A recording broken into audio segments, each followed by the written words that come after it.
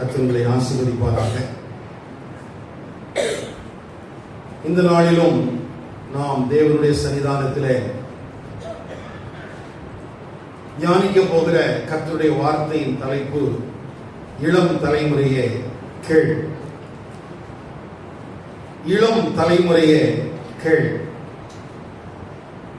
2 தீமோத்தேயு 2ஆம் அதிகாரத்தை மையமாக கொண்ட ஒரு கர்த்தருடைய வார்த்தையின் அடிப்படையிலேயே இந்த நாளிலும் கர்த்தருக்கு சித்தமானால் வருகிற சில வாரங்களிலும் நாம் இந்த கர்த்தருடைய வார்த்தைகளை தியானிக்க இருக்கிறோம். கவனிங்கள், இந்த செய்தியை தொடங்குறதுக்கு முன்னால இந்த நாட்களில் தலைமுறைகளை பிரித்து அல்லது தலைமுறைகளுக்கு பெயர் சூட்டி அழைக்கிற ஒரு காரியத்தை நீங்கள் அறிந்திருக்கலாம் அல்லது ஒருவேளை அறியாமல் இருக்கலாம். 1925 1945 வரைக்கும் பிறந்த அந்த ஜெனரேஷனை சைலண்ட் ஜெனரேஷன் அப்படின்னு சொல்றாங்க. அந்த ஜெனரேஷனுக்கு என்னது? சைலண்ட். 1925 45 வரைக்கும், 46 64 வரைக்கும் ரொம்ப அழகான பேரு பேபி பூமர்ஸ். 1946 64 வரைக்கும்.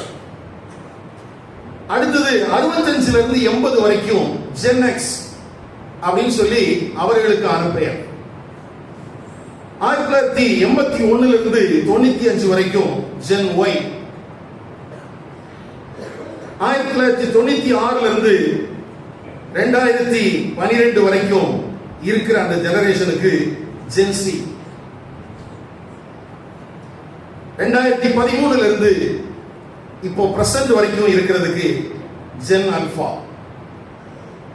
அதாவது பிறந்த வருடங்களை வைத்து தலைமுறைக்கு பெயர் சூட்டப்பட்டிருக்கிறது. எதை வைத்து? பிறந்த வருடங்களை வைத்து. அந்த தலைமுறைகளுக்கு ஏற்றார் போல சுபாவங்கள் சொல்லப்படுகிறது. அதுல இன்னைக்கு ரொம்ப பேசு பொருளா இருக்கக்கூடிய ஒரு ஜெனரேஷன் தான் ஜென்சி. 1996 2012 வரைக்கும். அப்படி இருக்கிறவங்க கொஞ்சம் கை காட்டு பார்ப்போம். 96 2012. சரி, இவங்கள தான் இந்த ஜென்சி சொல்றாங்க. இவங்களுக்கு இருக்கிற பெரிய பிரச்சனை என்ன அப்படின்னு பாத்தீங்கன்னா மென்டல் ஹெல்த். இவங்களுக்கு இருக்கிற பிரச்சனை என்ன? என்ன சாதிச்சீங்கன்னா கேட்டக்கூடாது, அதுவே உங்களுக்கு ஒரு பிரச்சனையா மாறி. நான் சொல்றது ரயில் நகர்ல மட்டும் இல்ல, உலக அளவில் இந்த ஜெனரேஷனுக்கு இருக்கிற பிரச்சனை என்னவா? இந்த மென்டல் ஹெல்த் அப்படிங்கிறது இவங்களுக்கு ஒரு பெரிய இஷ்யூவா இருக்குது. ஆனா இப்படி இருந்தாலும் இவங்க கிட்ட இருக்கிற பாசிட்டிவ் என்ன அப்படின்னு பாத்தீங்கன்னா, ஸ்பிரிச்சுவலா இவங்களுக்குள்ள ஒரு பசி இருக்குதுன்னு சொல்றாங்க. என்ன இருக்குதாமா? ஆவிக்குரிய ஒரு பசி. அடுத்தது பாரம்பரியத்திற்கு திரும்ப வேண்டும் என்கிற ஒரு எண்ணம். அடுத்தது மிஷனரி ஊழியங்களை குறித்த ஒரு வைராக்கியம். அடுத்தது கிறிஸ்துவுக்குள் நான் யார் என்பதை அறிந்து கொள்ள வேண்டும். The identity of Christian life அப்படிங்கிறதுல அவங்களுக்கு ஒரு பெரிய ஏக்கம் இருக்கிறதாக இந்த ஜென்சியை குறித்த சில குறிப்புகள் சொல்லுகிறது. சரி, எதுக்காக இந்த ஜெனரேஷனை குறித்து நான் பேசுறேன்னா, 2 தீமோத்தேயு 2ஆம் அதிகாரத்துல 4 தலைமுறைகளை குறிவைத்து அங்கே அப்போஸ்தலனாகிய பவுல் பேசுகிறார். எத்தனை தலைமுறை? 4 தலைமுறை. 1 பவுல், 2 அவரிடத்திலிருந்து கேட்ட தீமோத்தேயு, 3வது உண்மையுள்ளவர்கள், 4வது மற்றவர்கள் என்று 4 தலைமுறைகளை குறிவைத்து பேசப்படுகிற ஒரு சத்தியத்திலிருந்து நாம் கர்த்தருடைய வார்த்தையை தியானிக்க போகிறோம். ஆகவே இந்த தலைமுறைகளை குறித்த ஒரு புரிதல் நமக்குள்ள இருக்க வேண்டியது அவசியம். நான் சிம்பிளா சொல்லிட்டேன், ஆனா ஜென்சியை குறித்து நெகட்டிவான காரியங்கள் தான் நிறைய பரப்பப்படுகிறது. அதில் எனக்கு உடன்பாடு இல்லை. ஏனென்றால் எல்லா காலத்திலும் அடுத்த தலைமுறையை சரியாக புரிந்து கொள்கிற காரியங்கள் இல்லாமல் தான் இருக்கிறது. அது எல்லா காலத்துக்கும் பொருந்தும். அது எல்லா காலத்துக்கும் பொருந்தும். இந்த சைலண்ட் ஜெனரேஷனா இருந்தாங்களே, அவங்களுக்கு இந்த பூமர்ஸை பார்க்கும்போது புரிஞ்சிருக்காது. இவங்க என்னையா வாழ்றாங்க அப்படிங்கிற மாதிரி தான் இருந்திருக்கும். அதே மாதிரி ஜென் எக்ஸுக்கும் அவங்க அடுத்தப்ப வந்தப்போ அவங்களுக்கும் அவங்களுடைய செயல்பாடுகள் கொஞ்சம் விசித்திரமா தான் இருந்திருக்கும்.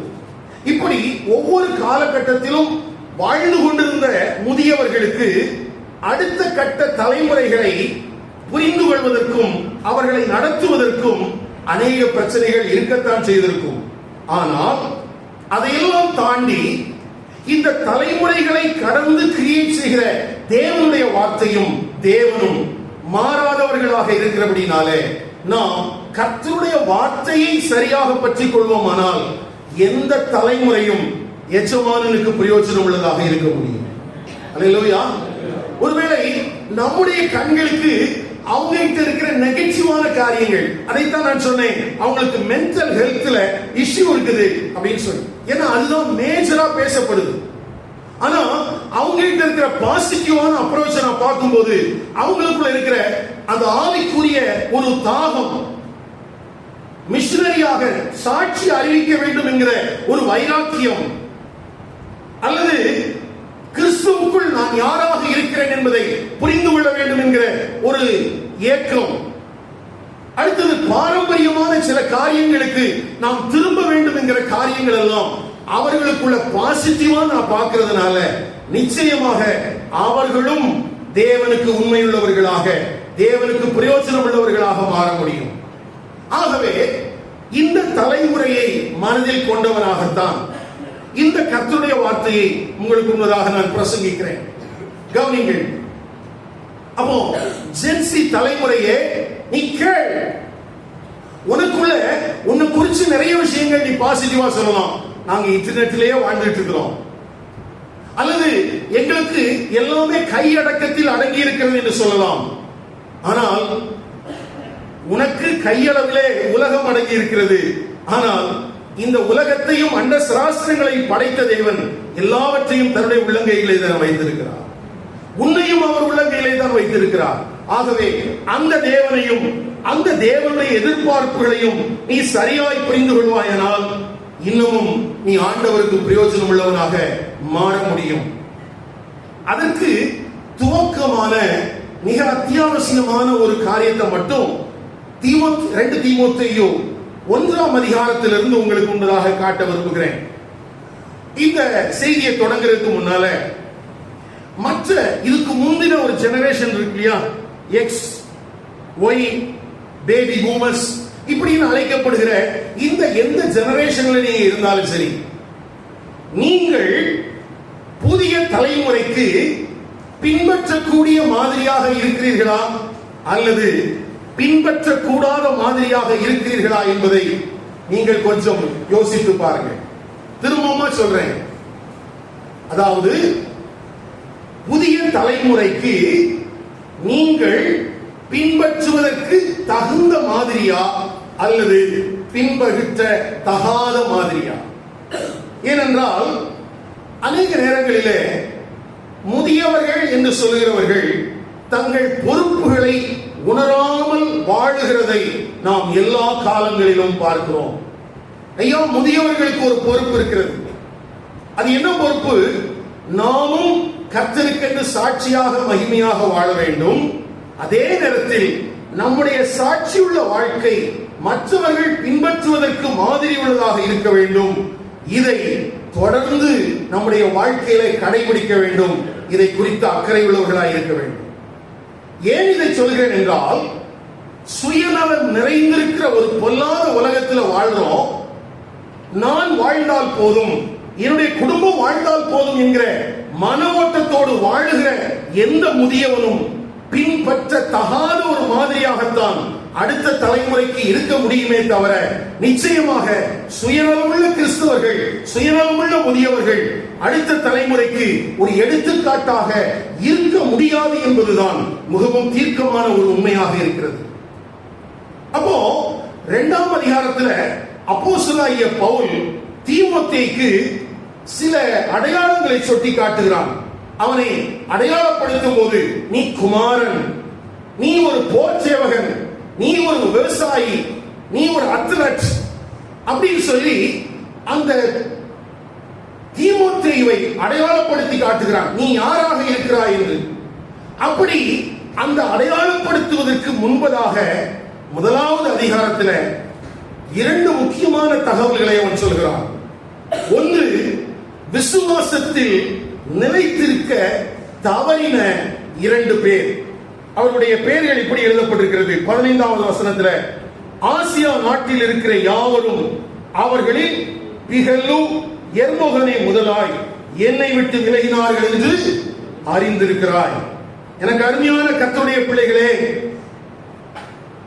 தேவனுடைய கிருபையில் பலப்பட வேண்டியதும் ஒரு போர்ச்சவனை போல எஜமானனுக்கு பயன்பட வேண்டியதுமான ஒரு இளம் தலைமுறை யாரை பார்த்து இடறி போய்விடக்கூடாது என்றால், பிகல்லு எர்மோகனே என்று சொல்லக்கூடிய நபர்களை பார்த்து இடறி போய்விடக்கூடாது. யாரை பார்த்து இடறி விடக்கூடாது? ஆமா, இது ரொம்ப முக்கியம். தேவ கிருபையில் பலப்படுவதற்கு முன்பதாக இரண்டு பேருடைய பெயரை சொல்லி, இவர்களை நீ அறிந்திருக்கிறாய், இவருடைய செயல்பாடுகளை அறிந்திருக்கிறாய் என்று இங்கே அப்போஸ்தலனாகிய பவுல் தீமோத்தேயுவுக்கு ஒரு எச்சரிப்பை சொல்கிறார். அதை தொடர்ந்து அதே பகுதியில இன்னொரு மனிதனை குறித்தும் எழுதப்பட்டிருக்கிறது. விசுவாசத்திலே உறுதியாய் நிலைத்திருந்த ஒனேசிபோரு. வேதத்தில் இரண்டு இடங்களில் மட்டும்தான் இந்த ஒனேசிபோரை குறித்து எழுதப்பட்டிருக்கிறது. ஆனால் அந்த மனிதனை சாட்சியாக தீமோத்தேயுவுக்கு காண்பிக்கிறான். கவனிங்கள். அப்படியானால் இளம் தலைமுறைக்கு தீமோத்தேயுவுக்கு அப்போஸ்தலனாகிய பவுல் மூலமாய் பரிசுத்த ஆவியானவர் திருவிழம் பற்றின கர்த்தருடைய வார்த்தை என்னவென்றால், நீ பின்பற்ற தகுதி இல்லாத, நீ எச்சரிக்கையாய் இருக்க வேண்டிய இரண்டு நபர்களை முதலாவது கவனித்துக் கொள். அதே நேரத்தில் நீ பின்பற்ற வேண்டிய நல்ல மாதிரியாகிய ஒனேசிபோருவையும் நீ உன்னுடைய கவனத்தில் வைத்துக் கொள். ஏன் தடுமாறுவதற்கு வாய்ப்பு இருக்கக்கூடிய அநேக பிரச்சனைகளினாலே சூழ்ந்திருக்கிற இந்த இளம் தலைமுறை, ஒருவேளை இந்த பவுல் என்கிற ஜாம்பவான்கள் இல்லாத காலத்திலே அவர்கள் தடம் மாறி விடுவதற்கு, தடம் புரண்டுவதற்கு வாய்ப்பு இருக்கிறது என்பதனாலே இந்த எச்சரிப்பை பரிசுத்த ஆவியானவருடைய துணையோடு சொல்கிறான். கவனிங்கள். ஒருவேளை இந்த அதிகாரத்தினுடைய சூழல்களை நாம் அறிந்திருக்கிறோம். அப்போஸ்தலனாகிய பவுல் தன்னுடைய வாழ்க்கையின் அந்திம காலத்தில் ரோமாபுரியில சிறைச்சாலையில் அடைக்கப்பட்டிருக்கிறான். ஏற்கனவே சிறைச்சாலையில் அடைக்கப்பட்டிருந்த சூழல் வேறு, ஆனால் இப்பொழுது அவன் அடைக்கப்பட்டிருந்த சூழல் வேறு. எப்பொழுது வேண்டுமானாலும் அவனுக்கு மரணம் நேரிடுவதற்கு வாய்ப்பு இருக்கிறது என்று சொல்லக்கூடிய ஒரு சூழல். இந்த சூழலிலே அவன் சிறைச்சாலையில் இருக்கும்போது அவனோடு இருந்திருக்க வேண்டிய அநேகர், குறிப்பாக ஆசியா நாட்டில் இருக்கிறவர்கள் பிகல்லு எர்மோகனே முதலாய் அவனை விட்டு விலகிவிட்டார்கள். கவனிங்களையா, கிறிஸ்தவ வாழ்க்கையில் முன்மாதிரியாக இருக்க வேண்டிய முதியவர்கள் கடைபிடிக்க வேண்டிய காரியம் என்னவென்றால், தனக்கு வேத வசனத்தை போதித்த, தனக்கு தன்னிடத்தில் ஒப்புவிக்கப்பட்ட அந்த வேத வசனத்துக்கு உண்மையாய் இருக்க வேண்டும் என்பது. திரும்பவும் சொல்கிறேன், ஒரு இளம் தலைமுறை எச்சரிக்கையாய் இருக்க வேண்டிய இரண்டு காரியங்கள். ஒன்று, கர்த்தருடைய வார்த்தைக்கு. இரண்டு, கர்த்தருடைய வார்த்தையை தங்களுக்கு கொண்டு வந்து சேர்க்கிறவர்களுக்கு. அப்படி உண்மையாய் இருக்க வேண்டிய அந்த மனிதர்கள், ஆசியா நாட்டை சார்ந்தவர்கள், தங்களுக்கு வசனத்தை ஒப்புவித்த அந்த பவுலை விட்டு விலகினார்கள். அதுவும் அவனுக்கு ஆபத்து நேரிடுகிற காலத்திலே விலகினார்கள். கவனிங்கள், கிறிஸ்தவ வாழ்க்கை என்பது மற்றவர்கள் மரங்களை பின்பற்றுவது போல நாமும் ஒரு மரத்தை பின்பற்றுவது அல்லவே அல்ல. கர்த்தரை ஆசீர்வதித்தால் நான் நன்றாக இருக்கிறேன் என்று சொல்லிக் கொள்வதற்காக அல்ல. கர்த்தரை ஆசீர்வதித்திருக்கிறார், நான் மற்றவர்களுக்கு ஆசீர்வாதமான வாய்க்காலாக இருக்க வேண்டும் என்பதற்காக. ஆனால் இன்றைக்கு தடம் புரண்டு போயிருக்கிற இந்த கிறிஸ்தவம் சுயநலமாக வாழ பழகி இருக்கிறது. தேவை வரும்போது பயன்படுத்திக் கொள்கிற கிறிஸ்தவம் தேவைக்கு மாறான ஆபத்துக்கள் நிறைந்த சூழல்கள் வரும்போது விலகி விடுகிறது. அதற்கு பவுல் விதிவிலக்கல்ல. அவன் சொல்றான், ஆசியா நாட்டில் இருக்கிற யாவரும் பிகலும் எர்முகனையும் என்னை விட்டு என்ன செஞ்சிட்டாங்க? விலகிட்டாங்க. நல்ல கவனிங்க, இவங்கெல்லாம் ஏன் விலகினாங்க? பவுலுக்கு வந்த சூழல், பவுலுக்கு வந்த கஷ்டம், பவுலுக்கு வந்த நெருக்கம், அது அவனை விட்டு விலகுவதற்கு காரணமாக இருந்தது. ஆனா அவங்க விலகும் போது நினைச்சிருக்கலாம், நல்ல வேலைப்பா, நம்ம பவுலை விட்டு விலகிட்டோம், இனி நமக்கு ஒரு பிரச்சனையும் வராது, ரோமாபுரியிலிருந்து நாம தப்பிட்டோம் அப்படின்லாம் நினைச்சிருக்கலாம். ஆனா பரிசுத்த ஆவியானவர் அவர்கள் திருச்சபையில் பின்பற்றுவதற்கு தகுந்த மாதிரிகள் அல்ல என்பதை அழுத்தமும் திருத்தமுமாக பதிவு செய்து வைத்திருக்கிறார். அப்படியானால் சிறைச்சாலையில் அடைக்கப்பட்டிருந்த பவுலோடு தன்னை அடையாளப்படுத்த விரும்பாத எந்த மனிதனும் பின்பற்றுவதற்கு தகுந்த மனிதன் அல்ல. ஜென்சிஸ், நீங்க கேளுங்க, இளம் தலைமுறையே கேள், நீ பின்பற்றுவதற்கு தகுந்த மாதிரி யார் என்றால், ஆபத்து காலத்திலும் தோள் கொடுக்கிற, இரக்கம் காண்பிக்கிற அப்படிப்பட்ட மாதிரிகளை நீ பார்த்து படி. சுயநலமாக வாழ்கிறவர்களை பார்த்து ஒருபோதும் சோரம் போய்விடாதே.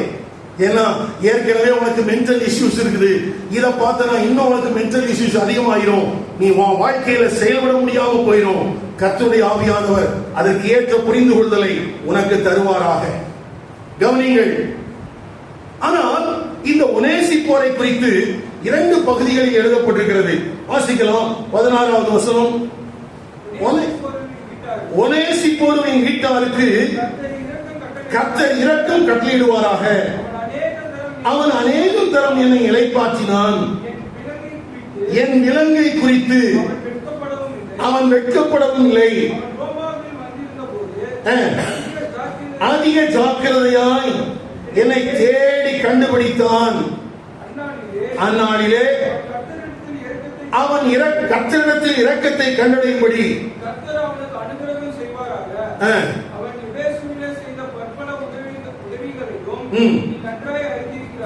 நல்ல கவனிங்க. அதே புஸ்தகத்துல 4ஆம் அதிகாரம் 19ஆம் வசனம்.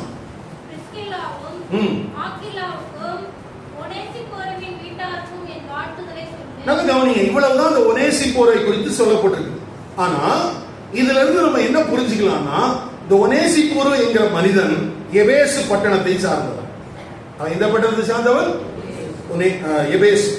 அந்த எபேசு பட்டணத்துக்கு சுவிசேஷம் எப்பொழுது அறிவிக்கப்படுகிறது என்றால், அப்போஸ்தலனாகிய பவுலுடைய 3வது மிஷனரி பயணத்துல 19ஆம் அதிகாரத்துல.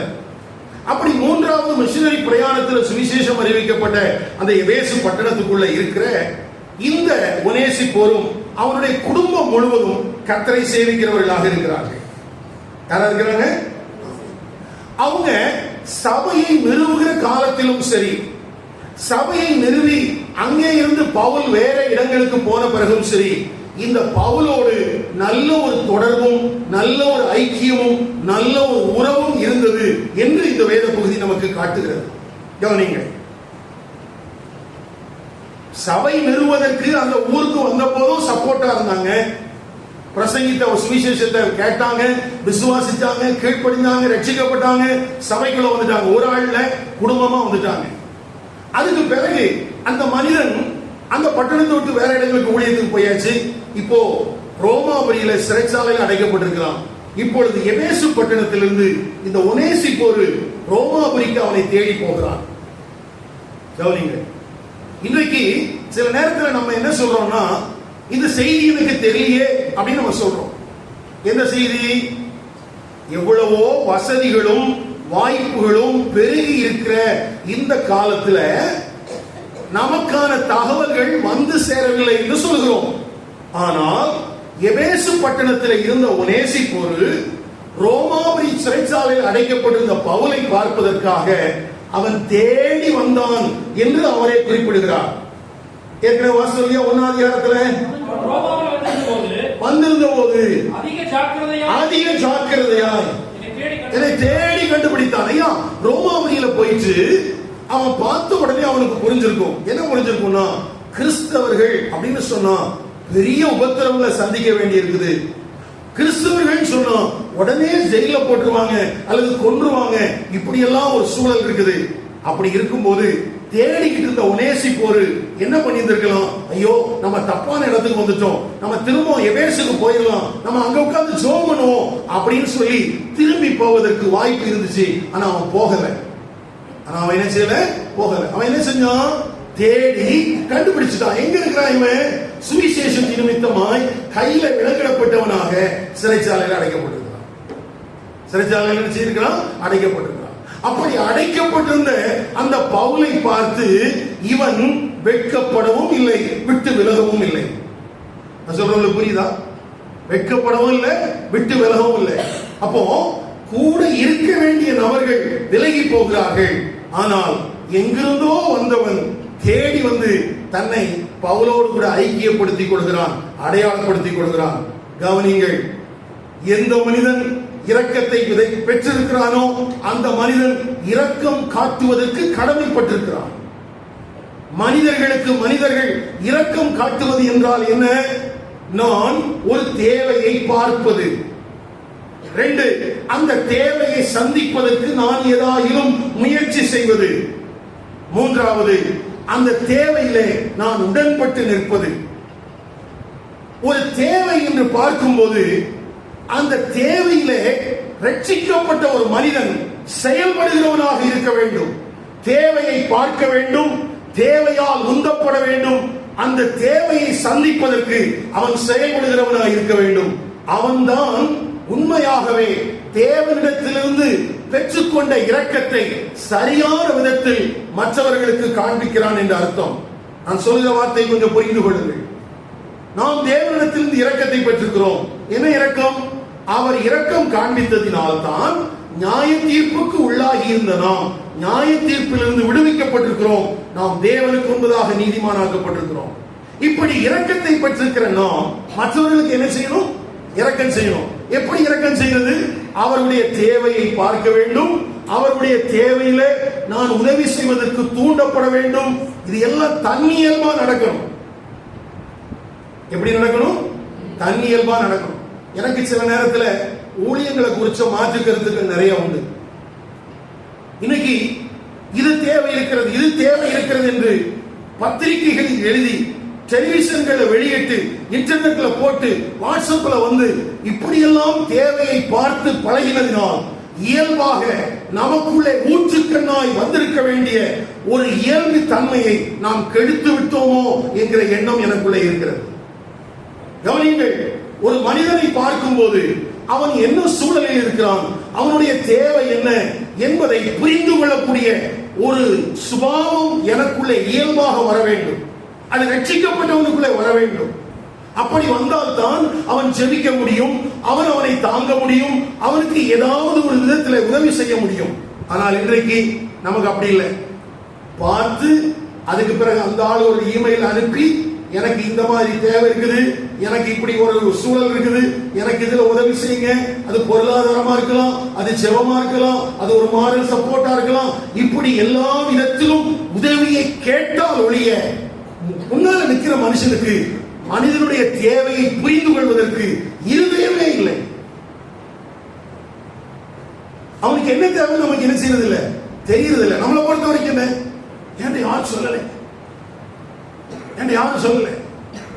கவனிங்கள் ஐயா, இங்க ஒரு மனிதன் இயேசு கிறிஸ்துவை விசுவாசித்தான், அவரை சொந்த ரட்சகராக ஏற்றுக்கொண்டான், ஞானஸ்நானம் பெற்றான், குடும்பமாக கர்த்தரை சேவித்தான்.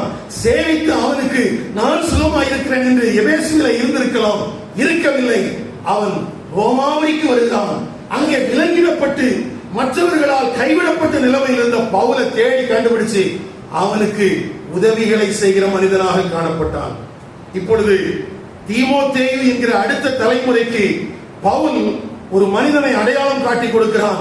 தீமோத்தேயுவே, நீ யாரை பின்பற்ற வேண்டும்? எகல்லோ அல்லது அங்கே எழுதப்பட்டிருக்கிற பிகல்லோ எர்மகனேங்கிற அந்த 2 நபர்களையா அல்லது ஒனேசிப்போரையா? யாரை பின்பற்றணும்? அப்ப தேவனுடைய கிருபையில் பலப்படு என்று அவரிடத்தில் காரியங்களை பேசுவதற்கு முன்பதாக 2 முக்கியமான தகவல்களை சொல்லியிருக்கிறாரு. ஒண்ணு, விசுவாசத்தில் நிலைத்திருக்க தவறின ஒரு மனிதர், 2 மனிதர்கள் அவரோடு சேர்ந்த கூட்டம். இன்னொன்னு, நின்ன ஒரு சாட்சியுள்ள மனிதன். இந்த காலை நேரத்தில் உங்கள் வாழ்க்கையில நீங்கள் ஒனேசிப்போரை போல இருக்கிறீர்களா, அல்லது உங்களுடைய விசுவாசத்திலே நிலைத்திருக்க தவறின அந்த 2 மனிதர்களைப் போல இருக்கிறீர்களா என்பதை கொஞ்சம் நீங்களே ஆராய்ந்து பாருங்கள். உங்களுக்கு மற்றவர்களுடைய தேவையை பார்க்கிற கண்கள் இருக்கிறதா? அதிலே உங்களுடைய பங்களிப்பு இருக்க வேண்டும் என்கிற எண்ணம் இருக்கிறதா? அதிலே நீங்கள் செயல்படுவதற்கு தூண்டப்படுகிறீர்களா? அப்படியானால் உங்களுக்குள்ள இருக்கிற விசுவாசம், உங்களுக்குள்ள இருக்கிற ரட்சிப்பு சரியான விதத்தில் செயல்படுகிறது என்று அர்த்தம். ஒருவேளை அப்படி இல்லாமல் எனக்கு என்னப்பா அப்படின்னு சொல்லி நீங்க போவீங்கன்னா, இந்த வார்த்தையின் அடிப்படையில உங்களுடைய ரட்சிப்பை கேள்விக்குரியதாக்க வேண்டும். எதை கேள்விக்குரியதாக்கணும்? ஐயா, 2025 தேவனுடைய தேவையை பார்க்கிற ஒரு இருதயம் உங்களுக்கு இருந்ததா?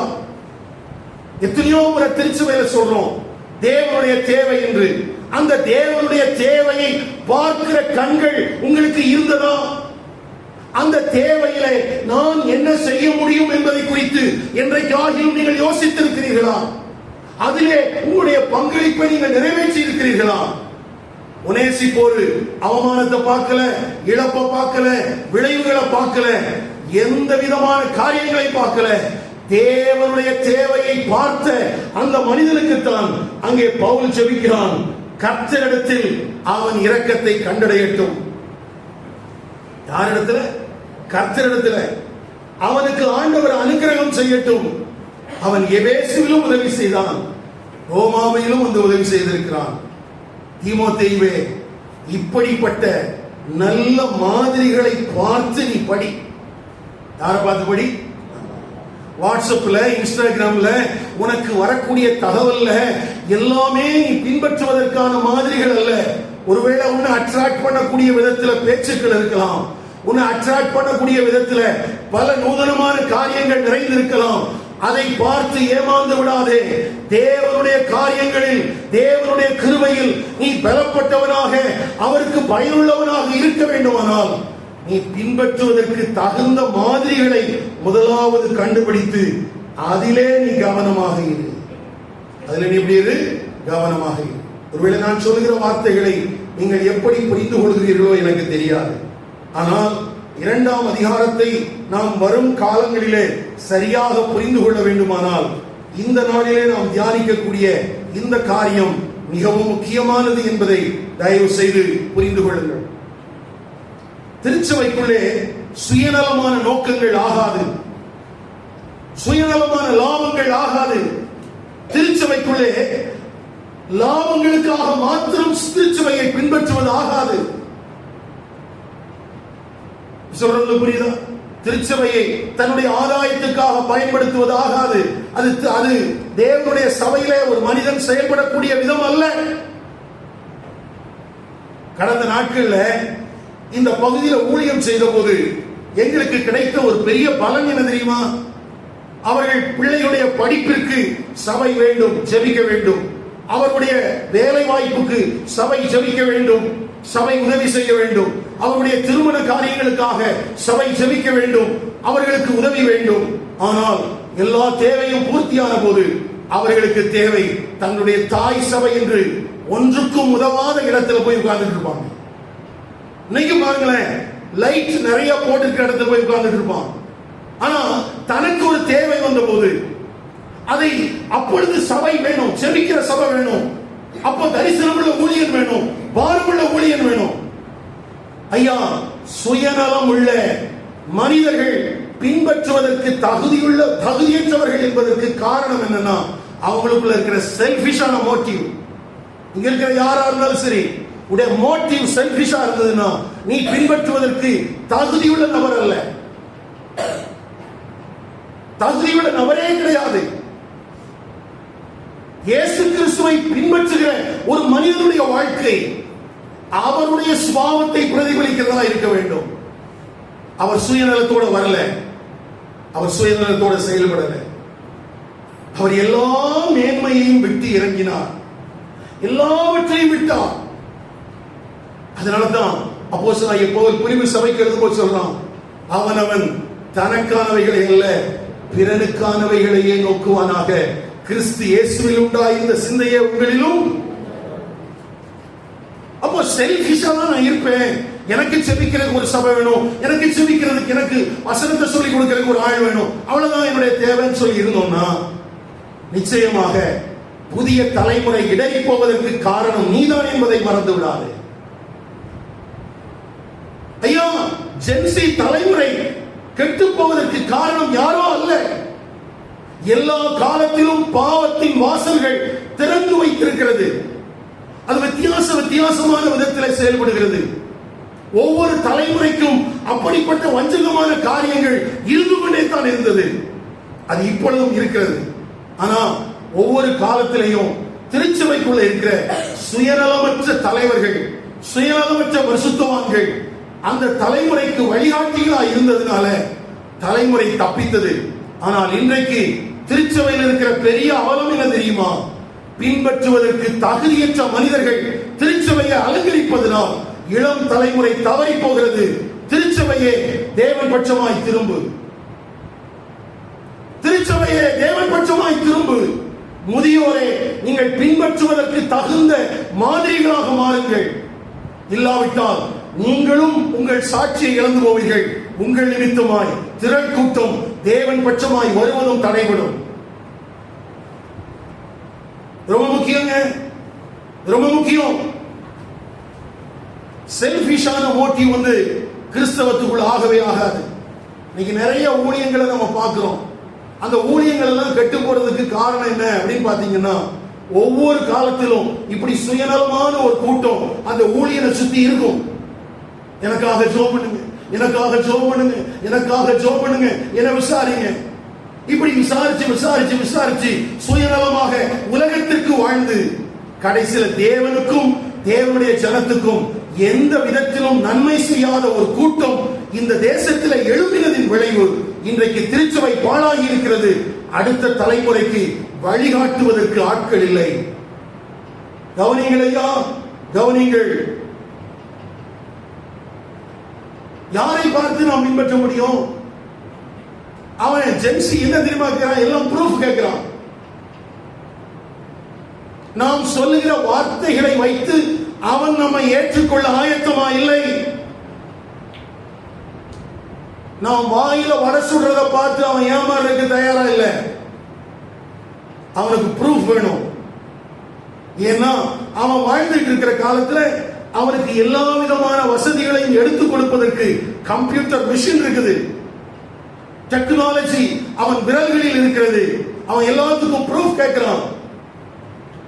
ஒரு நாள்ல இயேசு கிறிஸ்து உயிரோடு எழுந்தார் என்று காலியான கல்லறையின் படத்தை காட்டி சபைக்குள்ளே பிரசங்கித்தோம். நான் நிறைய முறை சொல்லியிருக்கிறேன், காலியான கல்லறை அல்ல, மாற்றமடைந்த வாழ்வே இயேசு கிறிஸ்து உயிர்த்தெழுந்தார் என்பதற்கு சாட்சி என்று. மாற்றமடைந்த வாழ்வை நாம் சாட்சியாக காண்பித்திருந்தால் திருச்சபைக்குள்ளே வருகிற அடுத்த தலைமுறை தேவனை விசுவாசிப்பதில் பிரச்சனை இருந்திருக்காது. ஆனா நமக்கு என்ன தெரியுமா? நம்ம கல்லறை காட்டி காட்டியே பிரசங்கம் பண்ணி இப்போ கல்லறையை பார்த்துலாம் ஏமாறதுக்கு ரெடியா இல்ல. கவனிங்களையா, திருச்சபை இன்றைக்கு அநேக தீர்க்க தரிசனங்களை குறித்து பேசலாம். 2026 ஆண்டவர் பாலையும் தென்னையும் தேனையும் நெய்யையும் பொழிய பண்ணுவான்லாம் சொல்லலாம். ஆனா ஒன்ன மறந்துடாதீங்க, the ground reality ஒன்னு இருக்குது. சபை தன்னுடைய ஆணி வேரையும் இழந்துவிட்ட ஒரு மோசமான காலகட்டத்தில் இருக்கிறது. இந்த வார்த்தையை கேட்கிற யாராக இருந்தாலும் நீங்கள் பின்பற்றக்கூடிய நபராக மாறுங்கள் என்பதே தேவன் உங்களுக்கு கொடுக்கக்கூடிய வார்த்தை. இதை நீ செஞ்சாதான் அடுத்தது புதிய தலைமுறைக்கு வார்த்தையே போக முடியும். ஏன்னா சபைக்குள்ள என்ன இருக்கணும்னா என்கரேஜ்மெண்ட் இருக்கணும். என்ன இருக்கணும்? என்கரேஜ்மெண்ட். என்கரேஜ்மெண்ட் என்ன? ஒனேசிபோருக்கு என்கரேஜ்மெண்ட் என்ன? ஒனேசிபோரை எப்படி என்கரேஜ் பண்ணா? பவுல் லெட்டர் போட்டானா, ஒனேசிபோருக்கு வணக்கம், நான் இப்படி சிறைச்சாலையில் அடைக்கப்பட்டிருக்கிறேன், என் கை கால்கள் எல்லாம் விலங்கு போட்டிருக்கு, எல்லாரும் என்ன கைவிட்டுட்டு போயிட்டாங்க, நீயாவது வந்து பாருப்பா அப்படின்னு சொல்லி யாராவது நிருபம் போட்டாங்களா? இல்ல. இவனுக்குள்ள இருக்கிற பரிசுத்த ஆவியானவர் தூண்டி நடத்தி இருக்க வேண்டும், வேற வாய்ப்பே இல்லை. ஆனா அவன் தேடி போறான். அந்த தேடி போய் ஒரு பெரிய ஜாம்பவான் இந்த நிருபத்தை எழுதும் போது பவுல் ஒரு தேர்ந்த மனிதன், அவனுடைய ஞானத்தை நாம் அளவிட முடியாது, அவ்வளவு அனுபவம் இருக்குது, அவ்வளவு ஒரு பழுத்த பழம் சொல்லுவோம் இல்லையா, அப்படி இருக்கிறான். ஆனா அந்த மனிதனை உற்சாகப்படுத்துவதற்கு ஒரு ஒன்றுக்கும் உதவாத அல்லது ஒரு பெரிய பின்புலம் இல்லாத ஒரு ஒனேசிப்போர் தேவைப்பட்டான். அருமையான தேவனுடைய சபை மக்களே, உங்களுடைய பொறுப்புகளை தயவு செய்து உணர்ந்து நடவுங்கள். ஐயா, நம்ம கையில இருக்கிற 5 விரலும் பார்க்கறதுக்கு ஒரே மாதிரி இல்லை. ஆனா 5 விரலுக்கும் அதற்கான வேலைகள் இருக்கிறது, பொறுப்புகள் இருக்கிறது. சபைக்குள் வைக்கப்பட்டிருக்கிற எந்த மனுஷனுக்கும் பொறுப்புகள் இல்லாமல் இல்லை. சிலர் நினைக்கிறாங்கன்னா, என்ன யாராவது ஆறுதல் படுத்துவாங்க. நீ பின்பற்றுவதற்கு தகுந்த மாதிரி அல்ல என்பதற்கு இந்த சுபாவத்தை காட்டில் வேற எந்த சுபாவம் தேவையில்லை. அடுத்தது சுயநலம் இல்லாத ஒரு வாழ்க்கை. ஒருவேளை பவுலை தேடி போறதுனால ஒனேசிப்போருக்கு என்ன கிடைக்கும்? இவனையும் பிடிச்சு ஜெயில போடலாம், இவனையும் சிறைச்சேதம் பண்ணலாம், என்ன வழி நடக்கலாம். ஆனா அதை குறிச்சு அவளை கவலைப்படல. அப்படின்னா தன்னுடைய உயிரையும் பணையும் வைத்து மற்றவர்களுக்கு இரக்கம் செய்வதற்கு அவன் கடந்து போகிறான். மூன்றாவது, அவன் செஞ்ச செயலை பரிசுத்த ஆவியானவர் இன்றைக்கு வரைக்கும் அது நம்முடைய கரங்களுக்கு கடத்தப்பட்டிருக்கிறது.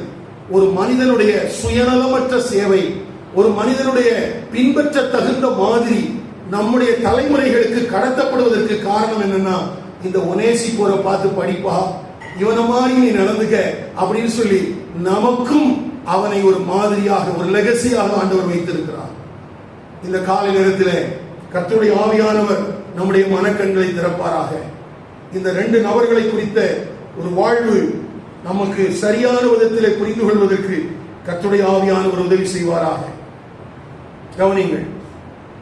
அப்போ இதை முதல்ல மனசுல வச்சுக்கிட்டு அடுத்தது நம்ம சில காரியங்களை தீமோத்தேயை குறித்து பார்க்க போறோம். கவனிங்க. நமக்கு சில நேரத்தில் பார்த்தீங்கன்னா சபையில நம்மளே சோர்ந்து போயிருப்போம். இப்போ நான் பிரசங்கம் பண்ணும்போது கூட நீங்க யோசிக்கலாம், எங்கய்யா நானே சோர்ந்து போயிருக்கிறேன், நான் போய் யாருக்கு உற்சாகப்படுத்துறது? இன்னும் சிலருக்கு என்ன பிரச்சனைனா, நானே என்னுடைய வாழ்க்கையில பாவத்தின் மேல ஜெயம் இல்லாமல், அதிகாரம் இல்லாமல் இருக்கிறேன், நான் எப்படி மற்றவர்களுக்கு உதவி செய்வது? கடவுளுடைய சாட்சியாக, கடவுளுக்கு மாதிரியாக, கடவுளுடைய மகிமைக்கு மாதிரியாக வாழ்வதற்கு அழைக்கப்பட்டிருக்கிற நான் அநேக நேரத்தில் நானே தோற்று விடுகிறேன். நான் எப்படியா உதவி செய்ய முடியும்? நல்ல கவனிங்க. இப்போ அடுத்த தலைமுறைக்கு நான் சொன்னேன், 4 தலைமுறையை குறிவைத்து இந்த நிருபம் எழுதப்பட்டிருக்கிறது. 1 பவுல், 2 தீமோத்தேயு, 3 உண்மையுள்ளவர்கள், 4 மற்றவர்கள் என்று 4 தலைமுறையை மையம் வைத்து எழுதப்பட்டிருக்கிற இந்த நிருபத்தில் இளம் தலைமுறை கற்றுக்கொள்ள வேண்டிய மிக முக்கியமான அடுத்த கட்ட பாடம் என்னன்னா, தீமோத்தேயுடைய வாழ்க்கை. யாருடைய வாழ்க்கை? தீமோத்தேயுடைய வாழ்க்கை. என் குமாரனே, நீ கிறிஸ்துவுள்ள கிருபையில் பலப்படுன்னு சொல்றானே, இந்த பலப்படுன்னு சொல்றதுக்கு முன்னால அவனுக்குள்ள இருந்த 4 முக்கியமான குணாதிசயங்கள் குறித்து எழுதப்பட்டிருக்கிறது. எத்தனை குணாதிசயங்கள்? 4 குணாதிசயங்கள். உடைய வேதாகமத்தை 1ஆம் அதிகாரத்துக்கு திருப்பிக் கொள்ளுங்கள். 4ஆம் வசனத்தில் எப்படி இருக்குது? உன்னிலுள்ள மாயமற்ற விசுவாசத்தை நினைவு கூறுகிறதினால் முன்னோர்கள் முதற்கொண்டு சுத்த மனசாட்சியோட ஆராதித்து வரும் தேவனை நான் ஸ்தோத்திரிக்கிறேன். நல்ல கவனிங்க. இந்த கிருபையில் பலப்பட வேண்டிய தீமோத்தேயுக்கு இருந்த விசுவாசத்தை குறித்து எழுதப்பட்டிருக்கிற வார்த்தை என்னன்னா, மாயமற்ற விசுவாசம். என்ன விசுவாசம்? மாயமற்ற விசுவாசம். இந்த மாயமற்ற அப்படிங்கிற வார்த்தை 6 இடத்துல பயன்படுத்தி இருக்கு. எத்தனை இடத்துல பயன்படுத்தி இருக்குது? 6 இடத்துல. அதுல 3 இடத்துல அன்போடு தொடர்புடையதாக இருக்கிறது. எதோடு? அன்போடு. ரோமர் 12ஆம் அதிகாரம் 9ஆம் வசனம், உங்கள் அன்பு மாயம் இல்லாததாக இருக்க கடவுள். 2 கொரிந்தியர் 6ஆம் அதிகாரம் 4ஆம் வசனத்திலிருந்து 6ஆம் வசனம் வரைக்கும், பரிசுத்த ஆவியிலும் மாயம் இல்லாத அன்பிலும் எங்களை தேவ ஊழியக்காரராக விளங்க பண்ணுகிறோம். 1 பேதுரு 1ஆம் அதிகாரம் 22ஆம் வசனம், மாயமல்லாத மாய்மாலம் இல்லாத சகோதர சிநேகத்தை செய்யத்தக்கதாக உங்கள் ஆத்துமாக்களை பசுத்தமாக்கி கொண்டவர்களாய் இருக்கிறபடியால் சுத்த இருதயத்தோடு ஒருவரில் ஒருவர் ஊக்கமாய் அன்பு கூறுங்கள். மாய்மாலமற்ற அன்பு. கவனிங்கள், ஏன் அந்த 2 பேர் பின்பற்றுவதற்கு தகுதியற்றவர்களாக போனார்கள் அப்படின்னு பாத்தீங்கன்னா, அவங்களுக்குள்ள இருந்த விசுவாசம் ஒரு பெரிய மெச்சக்கூடியதா இருந்திருக்கிறதுக்கு வாய்ப்பு இல்லை. இந்த வசனங்களை நம்ம படிக்கும் போது நீங்க அதை புரிந்து கொள்வீங்கன்னு நினைக்கிறேன். இந்த மாய்மாலம், ஹிப்போக்ரைட்டை அப்படிங்கிற அந்த வார்த்தை கிரேக்கத்திலிருந்து தான் ஆங்கில மொழிக்கு வருது. அதை எப்படி பயன்படுத்துறாங்க அப்படிங்கிறத புரிந்து கொள்ளுங்க. கவனிங்க, ரோமாபுரியில அரசாங்கத்திற்கு எதிராக பேசுவதற்கு யாருக்கும் துணிவு கிடையாது, தைரியம் கிடையாது. யாரும் என்ன செய்ய முடியாது, பேச முடியாது. யாராவது ஏற்று பேசினான்னா உடனே அவனை வெட்டிடுவான். அப்படி இருக்கும்போது அந்த ரோமாபுரியில என்ன செய்வாங்களாம், தெரு நாடகங்களை போடுவாங்க. என்ன போடுவாங்க? நாடகம். அப்ப நாடகங்களை போடும்போது ஆட்சியாளருக்கு எதிராக ஏதாவது பேசணும் அப்படின்னு சொன்னா உடனடியாக அவன் ஒரு முகமூடியை தரித்துக் கொள்வான். என்னதை போட்டுக்குவாங்க? முகமூடி. அப்போ ஆட்சியாளருக்கு விரோதமா ஏதாவது ஒரு காரியம் பேசணும்னா அவன் முகமூடியை தரித்துக் கொண்டு தன்னுடைய அடையாளத்தை மறைத்துக் கொண்டு மாய்மாலமாக அவன் காரியங்களை பேசுவானாம். இதை மனதில் கொண்டுதான் இந்த வார்த்தை பயன்படுத்தப்பட்டிருக்கிறது. அப்போ மாய்மாலமான அன்பு அப்படின்னா என்ன அர்த்தம்? அது அன்பு அல்ல. இப்போ அரசாங்கத்துக்கு எதிரான ஒரு கருத்தை சொல்லணும்னா என்ன சொல்லணும்? நேர்ல சொல்லணும். நேர்ல சொன்னா என்ன ஆகி போயிடும்? அவனுக்கு பாதிப்பு வரும், அவனுக்கு உயிருக்கு சேதம் வரும். இப்ப என்ன பண்ணணும்? தன்னுடைய உயிருக்கு சேதம் வரக்கூடாது, அதே நேரத்தில் தன்னுடைய கருத்தை சொல்லவும் வேணும். இப்ப நிறைய நேரத்தில் பாருங்களேன், இந்த ஜென்சி தலைமுறைக்குள்ள அன்பு என்று பேசப்படுவதெல்லாம் மாய்மாலமானதா, மாயமற்றதா? எந்த அன்பிலே தவறி போய்விடுகிறார்கள் இளம் தலைமுறை? மாயமானது. ஆனா இங்க சபைக்கு சொல்லப்பட்டிருக்கிறது என்ன? உங்கள் அன்பு மாயமற்றதா இருக்க வேண்டும், உங்கள் சகோதர சிநேகம் மாயமற்றதா இருக்க வேண்டும். பவுல் தன்னை குறித்து சொல்லும்போது சொல்கிறான், மாயமில்லாத அன்பாக, அன்பிலும் எங்களை தேவ ஊழியக்காரர்களாக நாங்கள் என்ன செய்கிறோம்? விளங்க பண்ணுகிறோம். கவனிங்க, இந்த மாயமற்ற விசுவாசம் என்பதை பார்க்கறதுக்கு முன்னால இந்த மாயமற்ற விசுவாசத்தை குறித்து 3 வார்த்தை இருக்குது. அடுத்தது பாத்தீங்கன்னா யாக்கோபு 3ஆம் அதிகாரம், யாக்கோபு 3ஆம் அதிகாரம் 17-18 வசனங்கள். பரத்திலிருந்து வருகிற ஞானமோ முதலாவது சுத்தமுள்ளதாயும், பின்பு சமாதானமும் சாந்தமும் இரக்கமுள்ளதாயும், இரக்கத்தாலும் நற்செய்களாலும் நிறைந்ததாயும், பட்சபாதம் இல்லாததாயும், மாயமற்றதாயும் இருக்கிறது. ஆமா, பரத்திலிருந்து வருகிற ஞானம் மாயமற்றதாக இருக்கிறது. அந்த போர்ஷன்ல உலக ஞானத்தை குறித்தும் எழுதுகிறது, பரத்திலிருந்து வருகிற ஞானத்தை குறித்தும் எழுதியிருக்கிறது. பரத்திலிருந்து வருகிற ஞானத்தில் என்ன இருக்காதான்? மாய்மாலம் இருக்காதான்? அப்போ இந்த கம்பேரிசன் இதெல்லாம் பார்த்துட்டே வாங்க. அடுத்தது 1 தீமோத்தேயு 1ஆம் அதிகாரம் 5ஆம் வசனம். 1 தீமோத்தேயு சுத்தமான இருதயத்திலும் நல்மன சாட்சியிலும் மாயமற்ற. அப்போ தீமோத்தேயுக்கு முதல்ல எழுதின நிருபத்திலையும் பவுல் என்ன சொல்றாருன்னா, மாயமற்ற விசுவாசத்துல பிறக்கிற அன்பு. இப்போ இங்க இருக்கும்போது என்ன சொல்றாரு? உன்னில் உள்ள மாயமற்ற விசுவாசத்தை நினைவு கூறுகிறதுனால். கவனிங்கள், தேவனுடைய கிருபையில் பலப்படு குமாரனே அப்படின்னு சொல்லி தீமோத்தேயுக்கு சொல்றதுக்கு முன்னால அந்த குமாரன், அந்த தீமோத்தேயு, அந்த இளம் தலைமுறை எப்படிப்பட்ட விசுவாசத்தை உடையதாக இருந்தது என்றால் மாயமற்ற விசுவாசத்தை உடையதாக இருந்தது. என்ன விசுவாசம்? மாயமற்ற விசுவாசம். அதுல போலித்தன்மை இல்லை. அதுல என்ன இல்லை? போலி இல்லை. இப்போ மாயம் அப்படின்னு சொல்லும் போது உங்களுக்கு இன்னும் கொஞ்சம் கூட கேள்விகள் எழும்புவதற்கு வாய்ப்பு இருக்கு. ஒனேசிப்போருக்குள்ள என்ன மாதிரியான விசுவாசம் இருந்திருக்கும்? சொல்லுங்களேன். ஒனேசிப்போருக்குள்ள என்ன மாதிரி விசுவாசம் இருக்கும்? அவன் சபைக்குள்ள ஒரு மாயமான விசுவாசத்தோடு இருந்திருந்தால் அவன் ரோமாபுரிக்கு தேடி வந்திருப்பானா? வந்திருக்க மாட்டான். அப்படியே வந்திருந்தாலும் விலங்கிடப்பட்ட பவுலை பார்த்து அவனுக்கு உதவி செய்யணுங்கிற எண்ணெல்லாம் வந்திருக்காது. எதுக்குடா நமக்கு வம்புன்னு என்ன செஞ்சிருப்பான்? ஓடி போயிருப்பான். அப்போ ஒனேசிப்போரு மாதிரியாக காண்பிக்கப்பட்டிருக்கிறான். அவனுக்குள்ளும் என்னதான் இருந்திருக்கணும்? மாயமற்ற விசுவாசம். இப்போ இந்த வார்த்தைகளை நம்ம தியானிச்சுட்டு இருக்கிறோம் இல்லையா? இந்த நேரத்தில் நமக்குள்ள இருக்கிறது மாயமான விசுவாசமா, மாயமானமற்ற விசுவாசமா? எப்படி இருக்குது? ஏன்னா இந்த மாயமற்ற விசுவாசம் அப்படின்னு சொல்லும் போது அதுல 3 காரியங்கள் முக்கியமானவைகள். நான் சொல்ற காரியத்தை கவனிங்க. ஒண்ணு, வேத சத்தியம் போதிக்கப்படும் போது அதை எந்தவித சந்தேகத்திற்கும் இடம் இல்லாமல் உறுதியாக ஏற்றுக்கொள்வது. சத்தியத்தை எப்படி ஏற்றுக்கொள்வது? எந்த விதமான சந்தேகம் இல்லாமல் உறுதியாக ஏற்றுக்கொள்வது. அடுத்தது, அந்த ஏற்றுக்கொண்ட சத்தியத்திற்கு சமர்ப்பிப்பது. ஏற்றுக்கொண்ட சத்தியத்திற்கு சமர்ப்பிப்பது. அடுத்தது, மூணாவதா, அப்படி சமர்ப்பிக்கப்பட்ட வாழ்க்கையில சில மாற்றங்கள் வரும் இல்லையா? அது இந்த 3 இருந்தா தான் மாயமற்ற விசுவாசம் ஒரு மனுஷனுக்குள்ள இருக்குன்னு அர்த்தம். மாயமற்ற விசுவாசம் இருக்குன்னா நல்லா இருக்கணும்.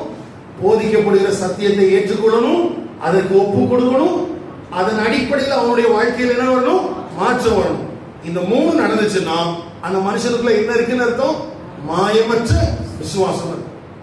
இப்ப மாயமற்ற விசுவாசம் உள்ள ஒரு மனிதன் தான் அடுத்த தலைமுறைக்கு ஆசீர்வாதமாக மாற முடியுமே தவிர, தனக்குள்ள இருக்கிற விசுவாசத்திலேயே அவன் மாயத்தோடு இருப்பானால் அவனுக்கும் பிரயோஜனமா இருக்க முடியாது, அடுத்தவங்களுக்கும் என்னவா இருக்க முடியாது?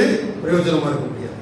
அதை இப்படி சொல்லலாம், மாயமற்ற விசுவாசம் மாற்றம் அடைந்த ஒரு வாழ்க்கையின் மூலம் தன்னை உண்மையானவன் என்று நிரூபிக்க செய்கிறது. மாயமற்ற விசுவாசம் என்ன செய்கிறது?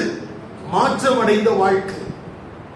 கவனிங்களையா, நீங்களும் நானும் ஆண்டவராகிய இயேசு கிறிஸ்துவை விசுவாசிக்கிறோம், அவரை சொந்த ரட்சகராக ஏற்றுக்கொண்டிருக்கிறோம், ஞான ஸ்நானம் பெற்றிருக்கிறோம், சபையிலே கூடி வருகிறோம். பிரசங்கிக்கப்படுகிற கர்த்தருடைய வார்த்தைகளை நீங்கள் கேட்கிறீர்கள், அதை ஏற்றுக்கொள்கிறீர்களா? அதற்கு உங்களை ஒப்புக் கொடுக்க முடிகிறதா? அதன் அடிப்படையில் மாற்றங்கள் உங்களுக்கு வந்திருக்கிறதா? அப்படி மாற்றங்கள் வந்திருக்கிறது என்றால் உங்களுக்குள்ள இருக்கிற விசுவாசம் மாயமற்றது என்று அர்த்தம். மாயமானது என்றால் நம்முடைய தேவைக்காக கிறிஸ்தவனை போல ஏதோ ஒரு தோற்றத்தில் வந்து எப்படியாகிலும் சபையை அல்லது தேவனை தனக்கு சாதகமாக பயன்படுத்திக் கொள்ள வேண்டும் என்று நினைப்பது. அப்படி நினைக்கிற மனிதனுக்குள்ளே ஒருபோதும் சுபாவ மாற்றங்கள் வருவதில்லை. எத்தனை வருடம் திருச்சபையில இருந்தாலும் அந்த மனிதன் விசுவாசி என்று அழைக்கப்பட்டாலும் அவனுடைய வாழ்வில் எந்த மாற்றமும் இருக்காது. அப்படி எந்த வாழ்வில் மாற்றமும் இல்லாத ஒரு மனிதனுக்குள்ள இருக்கிற விசுவாசத்துக்கு பேரு மாயமுள்ள விசுவாசம். என்ன விசுவாசம்? மாயமுள்ள விசுவாசம். அப்ப அந்த விசுவாசிக்கு என்ன பேரு? மாய்மால விசுவாசி. ஏன் அந்த மாய்மால விசுவாசி சொல்றோம்? அது சத்தியத்தை கேட்குது, அதற்கு தன்னை ஒப்புக் கொடுப்பதில்லை, அந்த ஒப்புக் கொடுத்தலின் அடிப்படையில் மாற்றங்கள் வருவதற்கு அது இணங்குவதில்லை. நல்ல கவனிங்க, தேவனை நேசிக்கிறேன் என்று சொல்லியும் அவருடைய வார்த்தைக்கு நாம் கீழ்ப்படியாவிட்டால் என்ன பிரயோஜனம்? தேவனை நேசிக்கிறேன்னு சொல்றோம், ஆனா எதுக்கு நம்ம கீழ்ப்படுகிறது இல்லை? கர்த்தருடைய வார்த்தைக்கு கீழ்ப்படுகிறது இல்லை. அப்படின்னு நம்ம யாரு? சொல்லுங்களேன், நம்ம யாரு? இப்போ நீங்க 10 மணில இருந்து நமக்கு சாட்சிகள் எல்லாம் சொல்லப்படுச்சு இல்லையா? அது எனக்கு ஒரு ஃபீட்பேக் மாதிரி. நீங்கள் என்ன ஆவிக்குரிய நிலைமையில் இருக்கிறீர்கள் என்பதை நான் புரிந்து கொள்வதற்கான ஒரு சான்று. உடைய ஆவிக்குரிய தரத்தின் சான்று. நீங்கள் என்ன மனநிலைமையில் சபையில் இருக்கிறீர்கள் என்பதற்கான சான்று. ஏன்னா அதை சொல்லும் போதே என்ன சொல்லி இருந்துச்சுன்னா, சபையில் பிரசங்கிக்கப்படுகிற செய்தியின் அடிப்படையில் உங்களுடைய வாழ்க்கையின் கடின சூழல்களில் நீங்கள் என்ன முடிவை எடுத்தீர்கள் என்றால் ஒருத்தர் கிட்ட கூட அதற்கு பதில் இல்லை. அப்போ வசனத்தை கேட்கிறோம், எதுக்கு?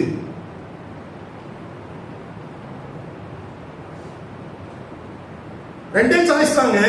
ஒண்ணு, பிரசங்கிக்கப்படுகிற வசனம் உண்மையற்றது அப்படின்னு நம்புறேன்னா உனக்கு இங்க இருக்க வேண்டிய இடமே அவசியமே இல்லை.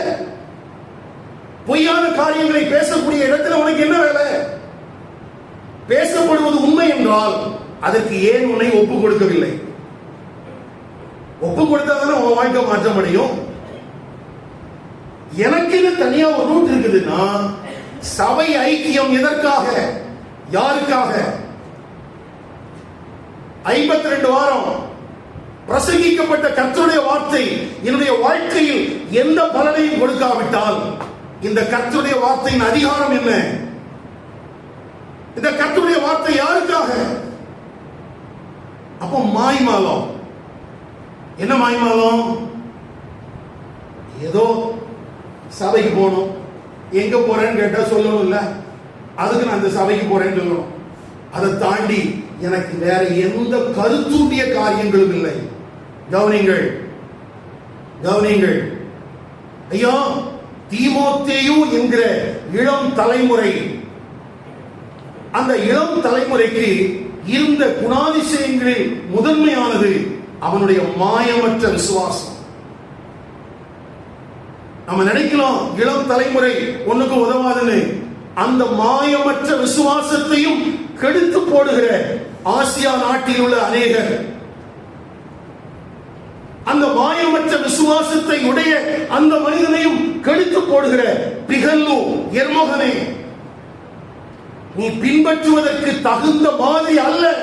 காரணம், உனக்குள்ளே மாய்மாலமான விசுவாசம், உனக்குள்ளே இருப்பது மாய்மாலமான விசுவாசம். பிரசங்கிக்கப்படுகிற வார்த்தையை குறித்து உனக்கு எந்த அக்கறையும் இல்லை. அது யாருக்கோ? என்னுடைய கேள்வி என்னன்னா, கர்த்தருடைய வார்த்தை உனக்கு இல்லைன்னா உனக்கு இங்க என்ன வேலை? பிரசங்கிக்கப்படுகிற வார்த்தை உன்னுடைய வாழ்க்கைக்காக இல்லை என்றால், உன்னுடைய குடும்பத்திற்காக இல்லை என்றால், உன்னுடைய எதிர்காலத்திற்காக இல்லை என்றால், இது யாருக்காக? இந்த வசனத்தை குறித்து என்ன சொல்லியிருக்குது?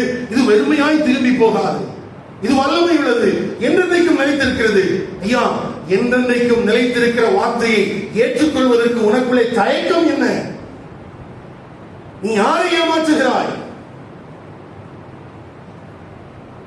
அப்போ மாயமற்ற விசுவாசம் உள்ள ஒரு தீமோத்தேயுவையும் இடர பண்ணுகிற அளவுக்கு பவுலுடைய வாழ்க்கையிலே 2 மனிதர்கள் தீமை செய்திருந்தார்கள். அதைத்தான் பரிசுத்த ஆவியானவர் இங்கே சுட்டி காட்டுகிறார். இந்த காலை நேரத்திலே தீமோத்தேயு தேவனுடைய கிருபையில் பலப்பட வேண்டியவன். ஆனால் அவனுக்குள்ள இருக்கிற பாசிட்டிவான காரியம் என்னன்னா, அவனுக்குள்ள இருக்கிறது மாயமற்ற விசுவாசம். அப்படின்னா என்ன? அவன் கேட்கிற சத்தியத்தை யதார்த்தமா ஏற்றுக்கொள்றான், அதற்கு தன்னை ஒப்பு கொடுக்கிறான். அதனுடைய விளைவுகளை குறித்து அவன் யோசிக்கல, அதனுடைய எந்த காரியங்களை குறித்து அவன் யோசிக்கல. சுயநலமான காரியங்கள் இல்லை. தேவனுடைய வார்த்தையை தேவனுடைய வார்த்தையாக ஏற்றுக்கொண்டான். தெசலோனிக்கே பட்டணத்தின் சபையை குறித்து பரிசுத்த ஆவியானவர் எழுதி வைத்திருக்கிற காரியங்கள் என்ன? 1 தெசலோனிக்கே 1ஆம் அதிகாரம்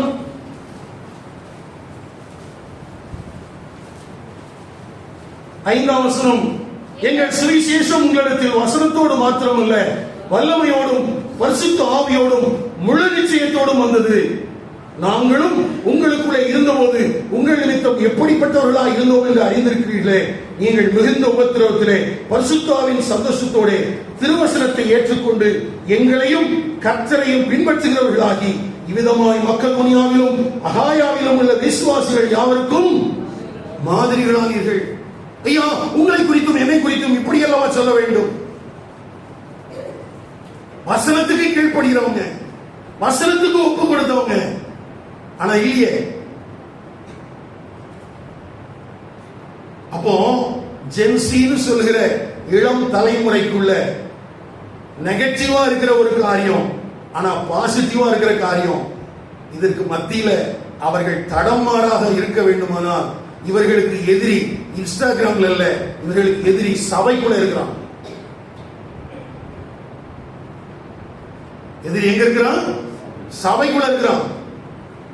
ஏன்னா பின்பற்றுவதற்கு தகுந்த மாதிரிகள் அங்க இல்லை. எங்க பார்த்தாலும் மாய்மாலம், ஜெபத்துல மாய்மாலம், ஆராதனையில மாய்மாலம், அர்ப்பணத்துல மாய்மாலம், சுயநலமான வாழ்க்கை.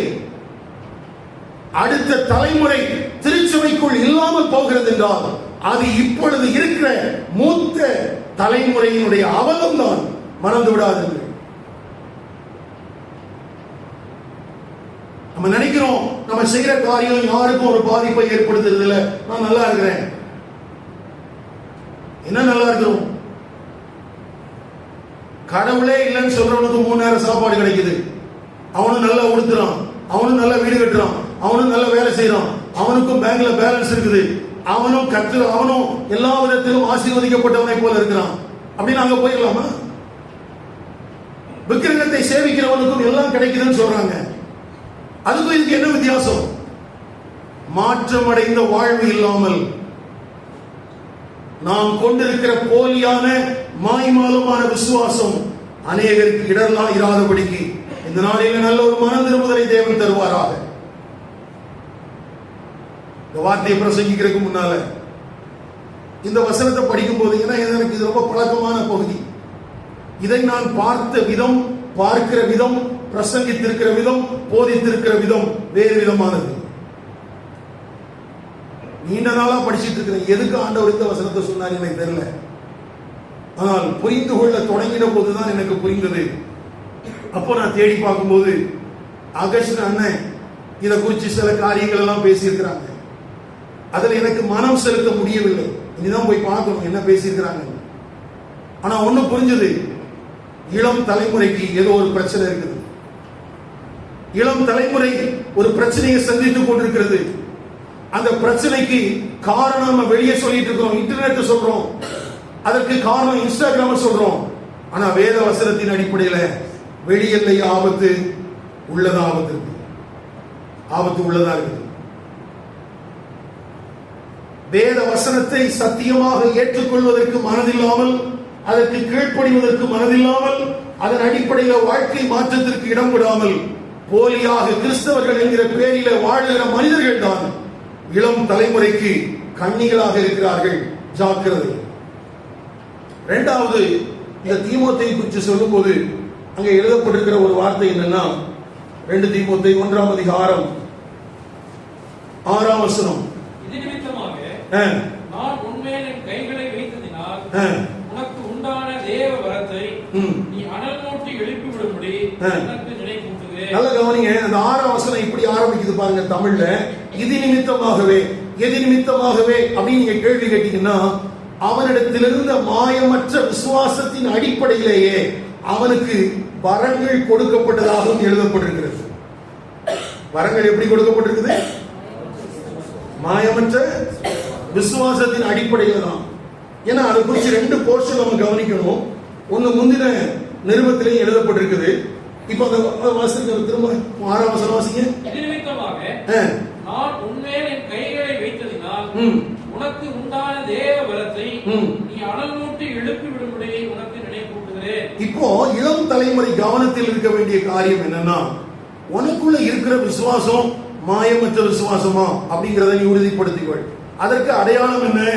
நீ சத்தியத்தை கேட்டு அதற்கு ஒப்பு கொடுத்து அதன் அடிப்படையிலே உனக்குள்ளே மாற்றங்கள் வருகிறது என்றால் உனக்குள்ள இருக்கிறது என்னது? மாயமற்ற விசுவாசம். அந்த மாயமற்ற விசுவாசம் உனக்குள்ள இருக்கிறதுனால ஆண்டவர் தேவனுடைய ராஜ்யத்தின் பணிகளுக்கு என்று வரங்களையும் கிருபைகளையும் தருகிறார். பரிசுத்த ஆவியானவர் அவருடைய சித்தத்தின்படி ஆண்டவர் என்ன செய்தாரா? வரங்களை கொடுக்கிறாராம். அப்படி யாருக்கு வரங்களை கொடுக்கிறாருன்னா, இங்க தீமோத்தேயுக்கு கொடுத்திருக்கிறார். தீமோத்தேயுக்கு என்ன செஞ்சிருக்கிறாரு? கொடுத்திருக்கிறார். அவனுக்கு என்ன வரும் அப்படின்னா, ஒன்னு லீடர்ஷிப், ஒன்னு தலைமைத்துவம், அடுத்தது போதிக்கிற வரம். இந்த 2 அவனுக்குள்ள இருந்துச்சு. அதனாலதான் இளம் வயது தொட்டே அவன் சபையினுடைய கண்காணியாக பவுல் போக வேண்டிய இடத்துக்குலாம் இவன் போயிட்டு இருந்தான். பவுல் செயல்பட வேண்டிய இடத்துல எல்லாம் இவன் ரோல் பிளே பண்ணான். சொல்றான், என்னை போல மனதுள்ளவன் வேற யாரும் இல்லை. அப்போ இவனுக்குள்ள இருந்த அந்த ஆவிக்குரிய வரம், அதற்கு காரணமும் மாயமற்ற விசுவாசம். அப்போ தீமோத்தேயு என்ன கவனிக்கணும், இளம் தலைமுறை என்ன கவனிக்கணும்னா, நீ மற்ற மாயமான விசுவாசம் இருக்கிற மனிதர்களை பார்த்து நீ ஆவிக்குரிய வரங்களை நீ என்ன பண்ணிடக்கூடாது, தூங்க வச்சிடக்கூடாது. நான் இப்படி வாசிக்கிறேன், தீமோத்தேயுவே நீ மந்தமாக இருந்து கொண்டு உன் ஆவிக்குரிய வரத்தின் விளைவுகள் தானாக நடக்கும் என்று எதிர்பார்க்க முடியாது. ஏற்கனவே தணலா எரிந்து கொண்டிருக்கும் அந்த நெருப்பு துண்டை தொடர்ந்து விசிறிவிட்டு தழலாக எரிய செய். உன்னுடைய ஆவிக்குரிய வரத்தை தொடர்ந்து தூண்டிவிடு. அதை எழுப்புவது உன்னுடைய பொறுப்பு. உனக்குள்ள கொடுத்திருக்கிற காட்ஸ் எபிலிட்டி, உனக்குள்ள கொடுத்திருக்கிற தேவனுடைய வரங்கள், இதை நீ அனல் மூட்டு. உனக்கு லீடர்ஷிப் கொடுத்திருக்கிறாரா, அதை செய். அதை செய்து பழகு. போதிக்கிற காரியங்களை கொடுத்திருக்கிறாரா, அதை செய். சுவிசேஷத்தை அறிவிக்கிற கிருபை கொடுத்திருக்கிறாரா, அதை செய். மற்றவர்களுக்காக மன்றாடுகிற கிருபை கொடுத்திருக்கிறாரா, அதை செய். மாயமாய் நடக்கிற மனிதர்களை பார்த்து உனக்கு கொடுக்கப்பட்டிருக்கிற வரங்களை நீ தனிந்து போக செய்து விடாதே. நீ செஞ்சிடாத, அதை குறைஞ்சு அதை விட்டுறாத. ஏன்னா உனக்குள்ள இருக்கிற மாயமற்ற அந்த விசுவாசத்தினுடைய விளைவாக வரம், அதனுடைய விளைவாக ஒரு உண்மையுள்ள ஊழியம் உன்மூலமாக நடக்க வேண்டும் என்று தேவன் எதிர்பார்க்கிறார். இது ஒரு தொடர்ச்சியான நிகழ்வு. முதல்ல உனக்குள்ள இருக்கிறதுக்கு பேர் என்னது? மாயமற்ற விசுவாசம். அதை தொடர்ந்து உனக்குள்ள வர்றது பேர் என்னது? வரம். அதை தொடர்ந்து உனக்குள்ள வர வேண்டிய மாற்றம் என்ன? ஒரு உண்மையுள்ள ஊழியன். இப்படி ப்ராடக்டா வர வேண்டிய நீ மற்றவங்களை பார்த்து, அவங்கள பார்த்து, இவங்கள பார்த்து, அவங்க எப்படி இருக்கிறாங்க, இவங்க எப்படி இருக்கிறாங்கன்னு சொல்லி நீ உன்னுடைய ஆவிக்குரிய வரத்தை நீ ஒன்றுமில்லாமல் கெடுத்து விடாதே. அதுல நீ கவனமா இரு. அதுல நீ கவனமா இரு. அது உன்னுடைய பொறுப்பு. அனல் மூட்டு என்றால் ஆர்வம் உண்டாக்கு என்ற அர்த்தம். அதை பயன்படுத்த வேண்டும் என்கிற எண்ணம் உனக்குள்ளே வரணும். எழுத்து வரம் இருக்குதா, எழுது. திரும்ப திரும்ப எழுது. டிராக்ஸ் எழுது. சின்ன சின்ன கட்டுரைகளை எழுது. உனக்கு ஆண்டவர் கொடுத்திருக்கிற எந்த காரியங்களையும் அப்படியே போட்டு வச்சிடாத. அதை பயன்படுத்து. பின்பற்றுவதற்கு தகுதியற்ற மனிதர்களின் வாழ்வை பார்த்து தேவன் உன்னை நம்பி தந்திருக்கிற கிருபைகளை, வரங்களை நீ தயவு செய்து தொலைத்து விடாதே. நீ வருங்கால தலைமுறைக்கு உண்மையுள்ள ஊழியனாக எழும்ப வேண்டியவன். வருங்கால சந்ததிக்கு உண்மையுள்ள போதகனாக இருக்க வேண்டியவன். நீ ஒரு மாதிரி தலைவனாக இருக்க வேண்டியவன். ஐயா, இந்த வார்த்தையை குறித்து நீங்கள் என்ன வேணாலும் சொல்லலாம். நான் கர்த்தருக்குள்ள விசுவாசிக்கிறேன். இது தீர்க்க தரிசனமான வார்த்தை. இது தேவனுடைய இருதயத்தின் பாரம். திருச்சபையுடைய அவலங்களின் அடிப்படையிலே கர்த்தருடைய ஆவியானவர் திருச்சபைக்கு கொடுக்கிற எச்சரிப்பு. கேட்கிற காதுள்ளவன், கவனித்து கேட்கிறவன் மனம் திரும்பட்டும்.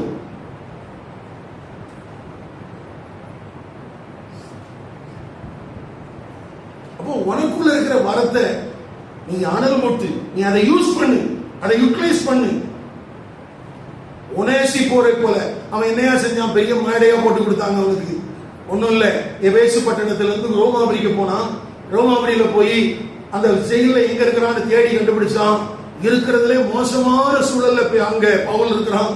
அவனோடு கூட அவனுக்கு இருந்து அவனை விசாரிச்சு அவனுக்கு சேவகம் பண்றான். தம்பி, அந்த ஒனேசிப்போரே தேவனுடைய இரக்கத்திற்கு பாத்திரம் என்றால், தேவனுடைய கிருபையை, தேவனுடைய வரத்தை பெற்றிருக்கிற நீ அதை அனல் மூட்டுவாயானால் நீ எவ்வளவாய் தேவனுடைய இரக்கத்துக்கும் கிருபைக்கும் பாத்திரமாய் இருப்பாய். அதனால சோர்ந்து போகாத.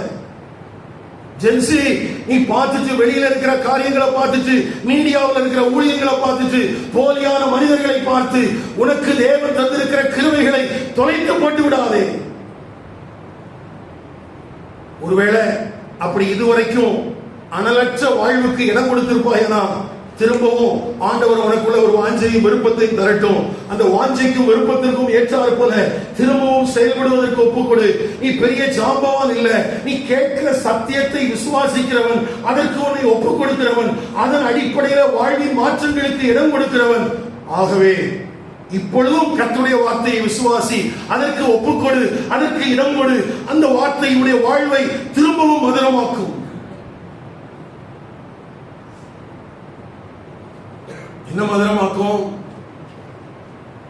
பரிசுத்த ஆவியானவர் உனக்குள்ளே அனல் மூட்டப்பட்டு தூண்டப்பட்டு தேவனுக்கு தணலாக எரிந்திருக்க வேண்டிய நீ இப்போ ஒண்ணுமே இல்லாம அப்படியே இருந்தனா இப்ப ஆண்டுடைய வார்த்தைக்கு ஒப்புக்கொடு, இந்த கர்த்தருடைய வார்த்தைக்கு ஒப்புக்கொடு, விசுவாசி. அந்த திரும்பவும் தலைமைத்துவ வரங்கள் உனக்குள்ளே அனல் மூட்டப்படட்டும், போதிக்கிற வரங்கள் அனல் மூட்டப்படட்டும். நீ கர்த்தருக்கு பிரகாசம் உள்ள மனிதனாக மாறுவதற்கு உன்னை ஒப்புக்கொடு. உனக்குள்ள இருக்கிற பரிசுத்த ஆவியானவர் திரும்ப உன்னை பலப்படுத்துவார், திரும்ப உன்னை நிரப்புவார். பரிசுத்த ஆவியானவர் உன்னை விட்டு போகலப்பா, பரிசுத்த ஆவியானவர் உன்னை விட்டு போகல. மற்றவங்களை பார்த்து சோர்ந்து போய் அனலற்ற நிலைமையில இருக்கிற உனக்குள்ள கர்த்தருடைய ஆவியானவர் இருக்கிறார். ஆனால் அவர் அணைத்து வைக்கப்பட்டிருக்கிறார், அவர் துக்கத்தோடு இருக்கிறார். அவர் துக்கத்திலிருந்து வீழவும் அவர் திரும்பவும் அனல் கொள்ளவும் தக்கதாக தேவனுடைய வார்த்தைக்கு செவிகொடு. ஏன்னா பரிசுத்த ஆவியானவரை குறித்து நமக்கு இயேசு கிறிஸ்து சொன்ன ஒரு வார்த்தை என்ன தெரியுமா? யோவான் 14 அதிகாரம் 16 வசனம். யோவான் 14:16. நான் பிதாவை வேண்டிக் கொள்வேன். நல்ல கவனிங்க.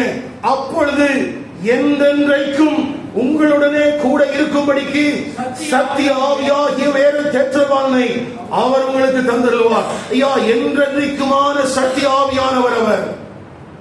ஒருவேளை நீ தவறான மனிதர்களை பார்த்து முடங்கி போயிருப்பாய் என்றால் அவரை துக்கப்படுத்தி இருக்கிறாய், அவரை நீ விசனப்படுத்தி இருக்கிறாய், அவரை நீ அணைத்து வைத்திருக்கிறாய். இந்த நேரத்தில் கர்த்தருடைய வார்த்தை உன்னை உயிர்ப்பிக்கட்டும். திரும்பவும் அனல் கொள்வாயாக, திரும்பவும் நிரப்பப்படுவாயாக, திரும்பவும் எஜமானனுக்கு பயனுள்ள பாத்திரமாக நீ மாறிவிடுவாயாக.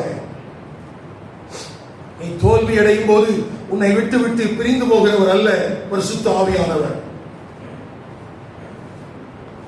உனக்குள்ளே இருக்கிற தேவ வரங்கள் அனல் மூட்டப்படட்டும். அடுத்தது அந்த 2 தீமோத்தேயு 1 அதிகாரம் 7 வசனம்.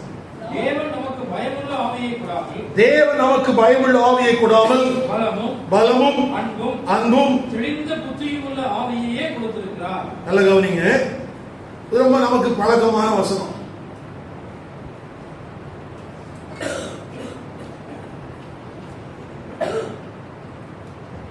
கர்த்தருடைய கிருபையில பலப்பட வேண்டிய இளம் தலைமுறை தீமோத்தேயுக்கு சாதகமாக இருக்கக்கூடிய 3வது காரியம், முதல்ல மாயமற்ற விசுவாசம், 2வது அவனுக்குள்ளே கொடுக்கப்பட்டிருக்கிற வரங்கள், 3வது அவனுக்கு கொடுக்கப்பட்டிருக்கிறது என்னவா?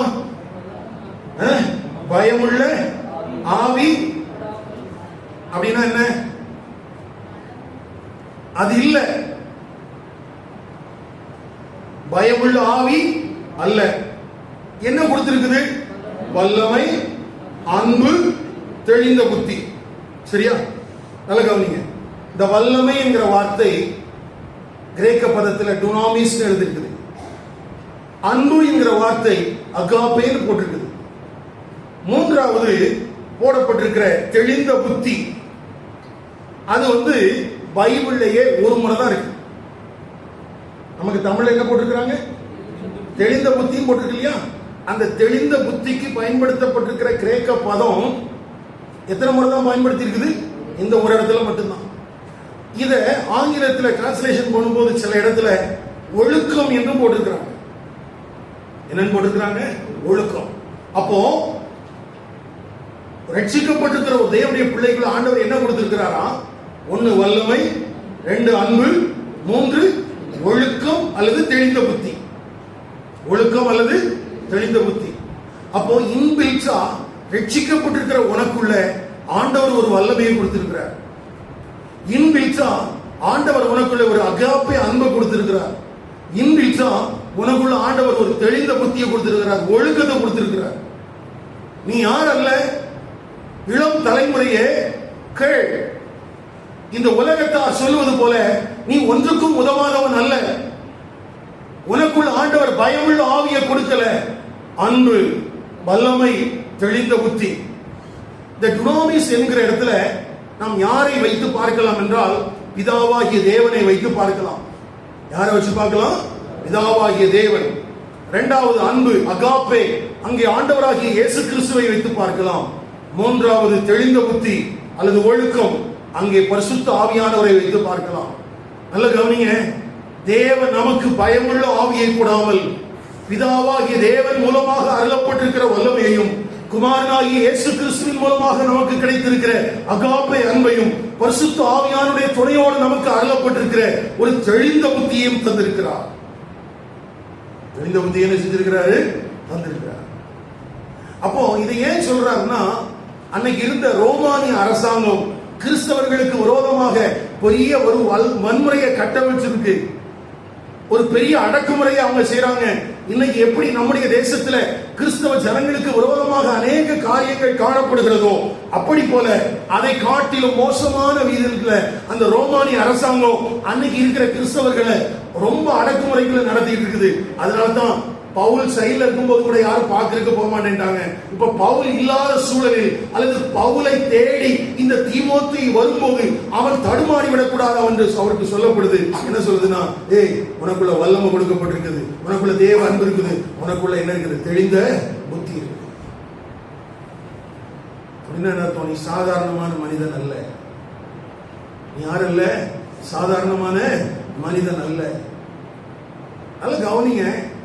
அப்போ 2ஆம் அதிகாரத்துல முதல் வசனத்துல இயேசு கிறிஸ்துவின் மேலுள்ள கிருபையில பலப்படுன்னு சொல்ற அந்த ஆலோசனைக்கு முன்னால தீமோத்தி யாராக இருக்கிறான்? மாயமற்ற விசுவாசத்தை உடையவன், தேவ வரத்தை பெற்றவன், 3வது தேவ வல்லமையை, அன்பை, தெளிந்த புத்தியை பெற்றிருக்கிறான்.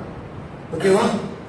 அதுக்கு அந்த அந்த 3 சேர்ந்தா என்ன பண்ணும்னா, ஒரு அக்ரெசிவா தேவனுக்கு என்று ஒரு வைராக்கியமாக செயல்பட தோண்டுமா. அதாவது ரோம அரசாங்கத்தினுடைய அடக்குமுறைக்கு இந்த இளம் தலைமுறையை தடுத்து நிறுத்த முடியாத அளவுக்கு தேவனுக்காக செயல்படுவதற்கு தூண்டுகிற ஒரு வல்லமையை அந்த இளம் தலைமுறை பெற்றிருந்தது. அப்ப யோசிச்சு பாருங்க, மாயமான மனிதர்களை பார்த்து யாரையா முடங்கி கிடக்கிறான் அப்படின்னு கேட்டா, இப்படி தேவனுக்காக வைராக்கிய வாஞ்சையோடு செயல்பட வேண்டிய இளம் தலைமுறை மாதிரியான தலைவர்கள் இல்லாததினால், மாதிரியான மனிதர்கள் இல்லாததினால் தடமாறிக் கொண்டிருக்கிறது. எனக்கு அருமையான கர்த்தருடைய பரிசுத்தவான்களே, இந்த காலை நேரத்தில் கர்த்தருடைய ஆவியானவர் நம்முடைய மனக்கண்களை திறப்பாராக. கடைசியாக 14ஆம் வசனம், உன்னிடத்தில் ஒப்புவிக்கப்பட்ட அந்த நற்பொருள் நமக்குள்ளே வாசம் பண்ணுகிற பரிசுத்த ஆவியினாலே காத்துக்கொள். நல்ல கவனிங்க. இஸ்ரவேல் ஜனங்கள்ட்ட, யூத ஜனங்கள்ட்ட ஆண்டவர் தேவனுடைய வாக்கியங்களை ஒப்புவித்திருந்தார். அவங்க தான் அதெல்லாம் எழுதி நமக்கு கடத்தி தந்தவங்க. இதெல்லாம் தேவனுடைய வாக்கியங்கள் எல்லாம் யார் மூலமாக கடத்தி தரப்பட்டது? யூத ஜனங்கள் மூலமாக. அடுத்தது அப்போஸ்தலனாகிய பவுல் சொல்லும்போது சொல்றாரு, புறவினத்தாருக்கு சுவிசேஷத்தை அறிவிக்கும்படிக்கு தேவன் என்னிடத்தில் ஒப்புவிக்கப்பட்ட காரியங்கள் என்று அவர் தன்னை குறித்து சொல்கிறார். அப்போ யூத ஜனங்களிடத்திலிருந்து கடத்தி வரப்பட்ட அந்த தேவனுடைய வாக்கியங்கள் புறவினத்தாருக்கு சுவிசேஷமாய் அறிவிக்கப்படுவதற்கு என்று பவுல் மூலமாய் கையளிக்கப்பட்ட காரியங்கள், இது எல்லாம் யார் வசமாய் ஒப்புவிக்கப்பட்டிருக்கிறது? இப்பொழுது தீமோத்தேயு இடத்தில் ஒப்புவிக்கப்பட்டிருக்கிறது. அப்போ தீமோத்தேயு என்கிற அந்த இளம் தலைமுறை ஒரு தேவனுடைய பொறுப்பை உடையவனாக இருக்கிறான். ஜென்சி கவனிங்க, நீங்க நினைக்கலாம் சர்ச்சுக்குள்ள எங்களை யாருமே புரிஞ்சுக்கலையா? ஒருவேளை உண்மையா இருக்கட்டும், சர்ச்சுக்குள்ள எங்களுக்கு யாருமே மாதிரியா இல்லையே, ஒருவேளை அது உண்மையா இருக்கட்டும். ஆனா உன்னை அழைத்திருக்கிற, உன்னை தெரிந்து கொண்டிருக்கிற ஒரு தேவன் உன்னுடைய மாயமற்ற விசுவாசத்தின் நிமித்தம் உனக்குள்ளே வரங்களை தந்து, உனக்குள்ளே வல்லமையையும் அன்பையும் தெரிந்த புத்தியையும் தந்து உன்னிடத்தில் ஒப்புவித்திருக்கிற ஒரு நற்பொருள் இருக்கிறது. அதை நீண்ட காலங்களாக கடத்தப்பட்டு வருகிற ஒரு பேட்டன், அது இப்போ உன் கையில் இருக்குது. அது யார் கையில் இருக்குது? இப்போ உன் கையில் இருக்குது. அந்த பேட்சனை பெற்றிருக்கிற நீ அடுத்த தலைமுறைக்கு கடத்த வேண்டியவன், அடுத்த தலைமுறைக்கு கடத்த வேண்டியவன், உண்மையுள்ளவர்கள் வசமாய் ஒப்புவிக்க வேண்டியவன், மற்றவர்களுக்கு போதிக்க வேண்டியவன். ஆகவே தகுதியற்ற நபர்களை பார்த்து நீ முடங்கி விடாதே. மாயமான விசுவாசம் உள்ள மனிதர்களை பார்த்து தீமோத்தேயுவே நீ முடங்கி விடாதே, நீ கிருபையில் பலப்படு. இப்போ இந்த புது வருஷத்துக்கான செய்தி அப்படிங்கிறதுக்கு இன்ட்ரோடக்ஷன் தான் இப்ப நான் பேசியிருக்கேன். பிரசங்கம் 2வது அதிகாரம் தான், சரியா? அதுல இத்தனை பாயிண்ட் இருக்கு. என்னெல்லாம் இருக்குது? கிருபையில் பலப்படு, உண்மையுள்ளவர்களுக்கு போதி, நல்ல போர் சேவகனாக இரு, பெற்றுக்கொள்ளத்தக்கதாக ஓடு, விவசாயியை போல கஷ்டப்படு, சுவிசேஷத்தின் நிமித்தம் கட்டப்படு, வெட்கப்படாத வேலையாளாக இரு, எஜமானனுக்கு உபயோகமாயிரு, சகிப்பு தன்மையுள்ளவனாக இரு. இதெல்லாம் சொல்றதுக்கு முன்னால முதல் சாப்டர்ல 2 மனிதர்களை, ஒருவன் மாதிரி ஒருவன் மாதிரியற்றவன், இன்னொன்னு இவனுக்குள்ள என்னென்ன குணாதிசயங்கள் இருக்கிறது என்று அதுவும் பட்டியல் போடப்பட்டிருக்குது. இவனுக்குள்ள இருக்கிற மாயமற்ற விசுவாசம், இவனுக்குள்ள ஆண்டவர் கொடுத்திருக்கிற வரம், இவனுக்கு ஆண்டவர் கொடுத்திருக்கிற வல்லமை, அன்பு, தெளிந்த புத்தி மாத்திரல்ல, நீண்ட காலமாக தேவனிடத்திலிருந்து பெற்று கடத்தப்பட்டு வருகிற ஒரு பேட்டனும் யார் கையில் இருக்குது? தீமோத்தேயு கையில் இருக்குது. அதனால்தான் தீமோத்தேயுவை சத்துரு உலகம் எப்படியாவது கவர்ந்து கொள்ள நினைக்கிறான். சபைக்குள்ள இருக்கிற வாலிபனே கவனி, ஏன் உலகம் உன்னை விலை பேசுகிறது? ஏன் சத்துரு உன்னை வஞ்சிக்க நினைக்கிறான்? சத்துரு ஏன் உன்னை ஜெயிக்க நினைக்கிறான் என்றால், உன்னை நம்பி தேவன் ஏற்படுத்தி வைத்திருக்கிற பொறுப்பு மேன்மையானது. இந்த உலகத்தில் எந்த மனிதனாலும் கொடுக்கப்பட முடியாத, நீயும் எதிர்பார்த்திராத ஒரு மேன்மையான ஸ்தானத்திலே நீ வைக்கப்பட்டிருக்கிறாய். ஆனா நீ நினைக்கிற எனக்கு ஒண்ணுமே இல்லையே அப்படின்னு சொல்லிட்டு உன்னுடைய மென்டல் அந்த இல்லஸுக்கு நீ தொடர்ந்து இடம் கொடுத்துக்கிட்டே இருக்கிற. இல்லம்மா, இல்ல, உலக தோற்றத்திற்கு முன்பதாகவே கிறிஸ்துவுக்குள் உன்னை அழைத்தவர், உன்னை தெரிந்து கொண்டவர், உன்னை வேறு பிரித்தவர், கிறிஸ்துவின் ரத்தத்தினாலே பாவ மன்னிப்பையும் பாவ விடுதலையும் கொடுத்தவர், உன்னை முத்தரித்திருக்கிறவர், உன்னை கூட்டி சேர்க்க சித்தம் கொண்டிருக்கிறவர், உன்னை நல்ல ஒரு பொறுப்பான இடத்துல வச்சிருக்கிறார். நீ பொறுப்பான இடத்துல வைக்கப்பட்டிருக்கிறதுனால தான் உண்மையில சத்துருடைய காரியங்கள் தொடர்ந்து தாக்கங்கள் வந்து கொண்டே இருக்கிறது. நீ அனலுள்ளவனாயிரு, நீ செயல்படு, முடங்கி விடாதே. மாயமாலமான மனிதர்களை பார்த்து உன்னுடைய காரியத்தில் நீ முடங்கிட்டனா, உன்னை நம்பி தேவன் கொடுத்திருக்கிற பெரிய பொறுப்புகள் அடுத்த தலைமுறைக்கு கடமாற முடியாம போயிருவையா? அடுத்த தலைமுறைக்கு அது கடத்தப்படாமல் போய்விடும். ஆகவே நீ தேவ கிருபையில் பலப்படு, ஆகவே நீ தேவ கிருபையில் பலப்படு, விடாத, எழும்பி கர்த்தருடைய வசனத்துக்கு கீழ்ப்படி, அதை விசுவாசி, அதற்கு ஒப்புக்கொடு. அந்த நாள் உண்டாகிற மாற்றங்கள் உனக்குள்ள உண்டாகட்டும். நீயும் கிறிஸ்துவுக்கு என்று எழும்ப முடியும், நீயும் கிறிஸ்துவுக்கு என்று செயல்பட முடியும். நான் தொடக்கத்தில் சொன்னேன், ஜென்சிக்கு இருக்கிற பாசிட்டிவான காரியங்கள் என்ன? அவங்களுக்குள்ள இருக்கிற ஸ்பிரிச்சுவல்ல ஒரு ஹங்கிரி, அவங்களுக்குள்ள இருக்கிற பசி. மாய்மாலமான மனிதர்களை எல்லாம் பார்த்து, ஐயா அந்த உலகத்துல உண்மையே எதுவும் இல்லையா? உன்னை உண்மையுள்ளவன் என்று எண்ணி, உன்னை உண்மையுள்ளவன் என்று எண்ணி இந்த கனமான ஊழியத்தில் தேவன் உன்னை ஏற்படுத்தி இருக்கும் போது நீ ஏன் துவண்டு போக வேண்டும்? நீ ஏன் சோர்ந்து போகணும்? பாரம்பரியத்துக்கு திருமணம் விரும்புகிற அது டிரெஸ் கோட்ல மட்டும் வேண்டாம், ஆதி திருச்சபையினுடைய மாதிரிக்கு திரும்பும். அதைத்தான் தேவன் எதிர்பார்க்கிறார். ஆதி திருச்சபையினுடைய அடிச்சுவடிகளுக்கு சபை திரும்பட்டும். மாய்மாலம் என்கிற அந்த மனிதர்களை விட்டு மட்டுமல்ல, சபைக்குள்ள இருக்கிற இந்த பாரம்பரிய மாய்மாலங்களை உதறி தள்ளிவிட்டு தேவனுக்காக எழும்பு. ஒரு மிஷனல், ஒரு வைராக்கியம் இருக்குதுன்னு சொல்றாங்களே, அந்த வைராக்கியம் உன்னை பற்றி பிடிக்கட்டும். சந்திக்கப்படாத மக்களை குறித்த ஒரு தேவ வைராக்கியம் உனக்குள்ளே கொழுந்து விட்டு எரியட்டும். ஒரு 2 வசனத்தை வாசிட்டு முடிக்கணும். ரோமர் 3 அதிகாரம் 2 வசனம், தெரிந்த வசனம் தான் வாசிக்கலாம்.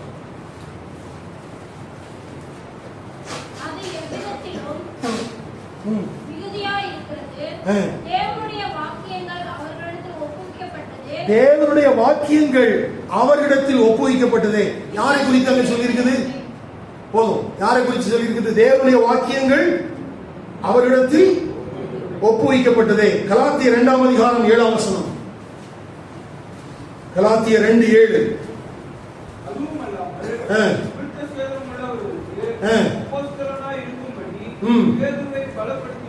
பலப்படுத்தினவர்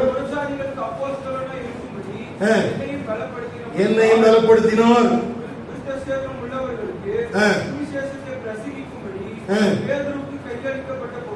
கையளிக்கப்பட்டது போல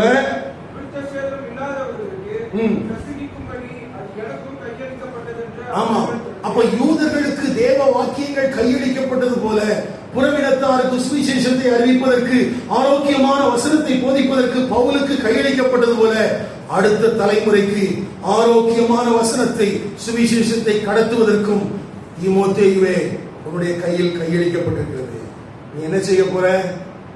முதல்ல இருந்தவங்க 2 பேரும் அந்த பொறுப்பை சரியா நிறைவேற்றிட்டாங்க. உனக்குள்ள இருக்கிற பரிசுத்த ஆவியினால் இதை காத்துக்கொள்.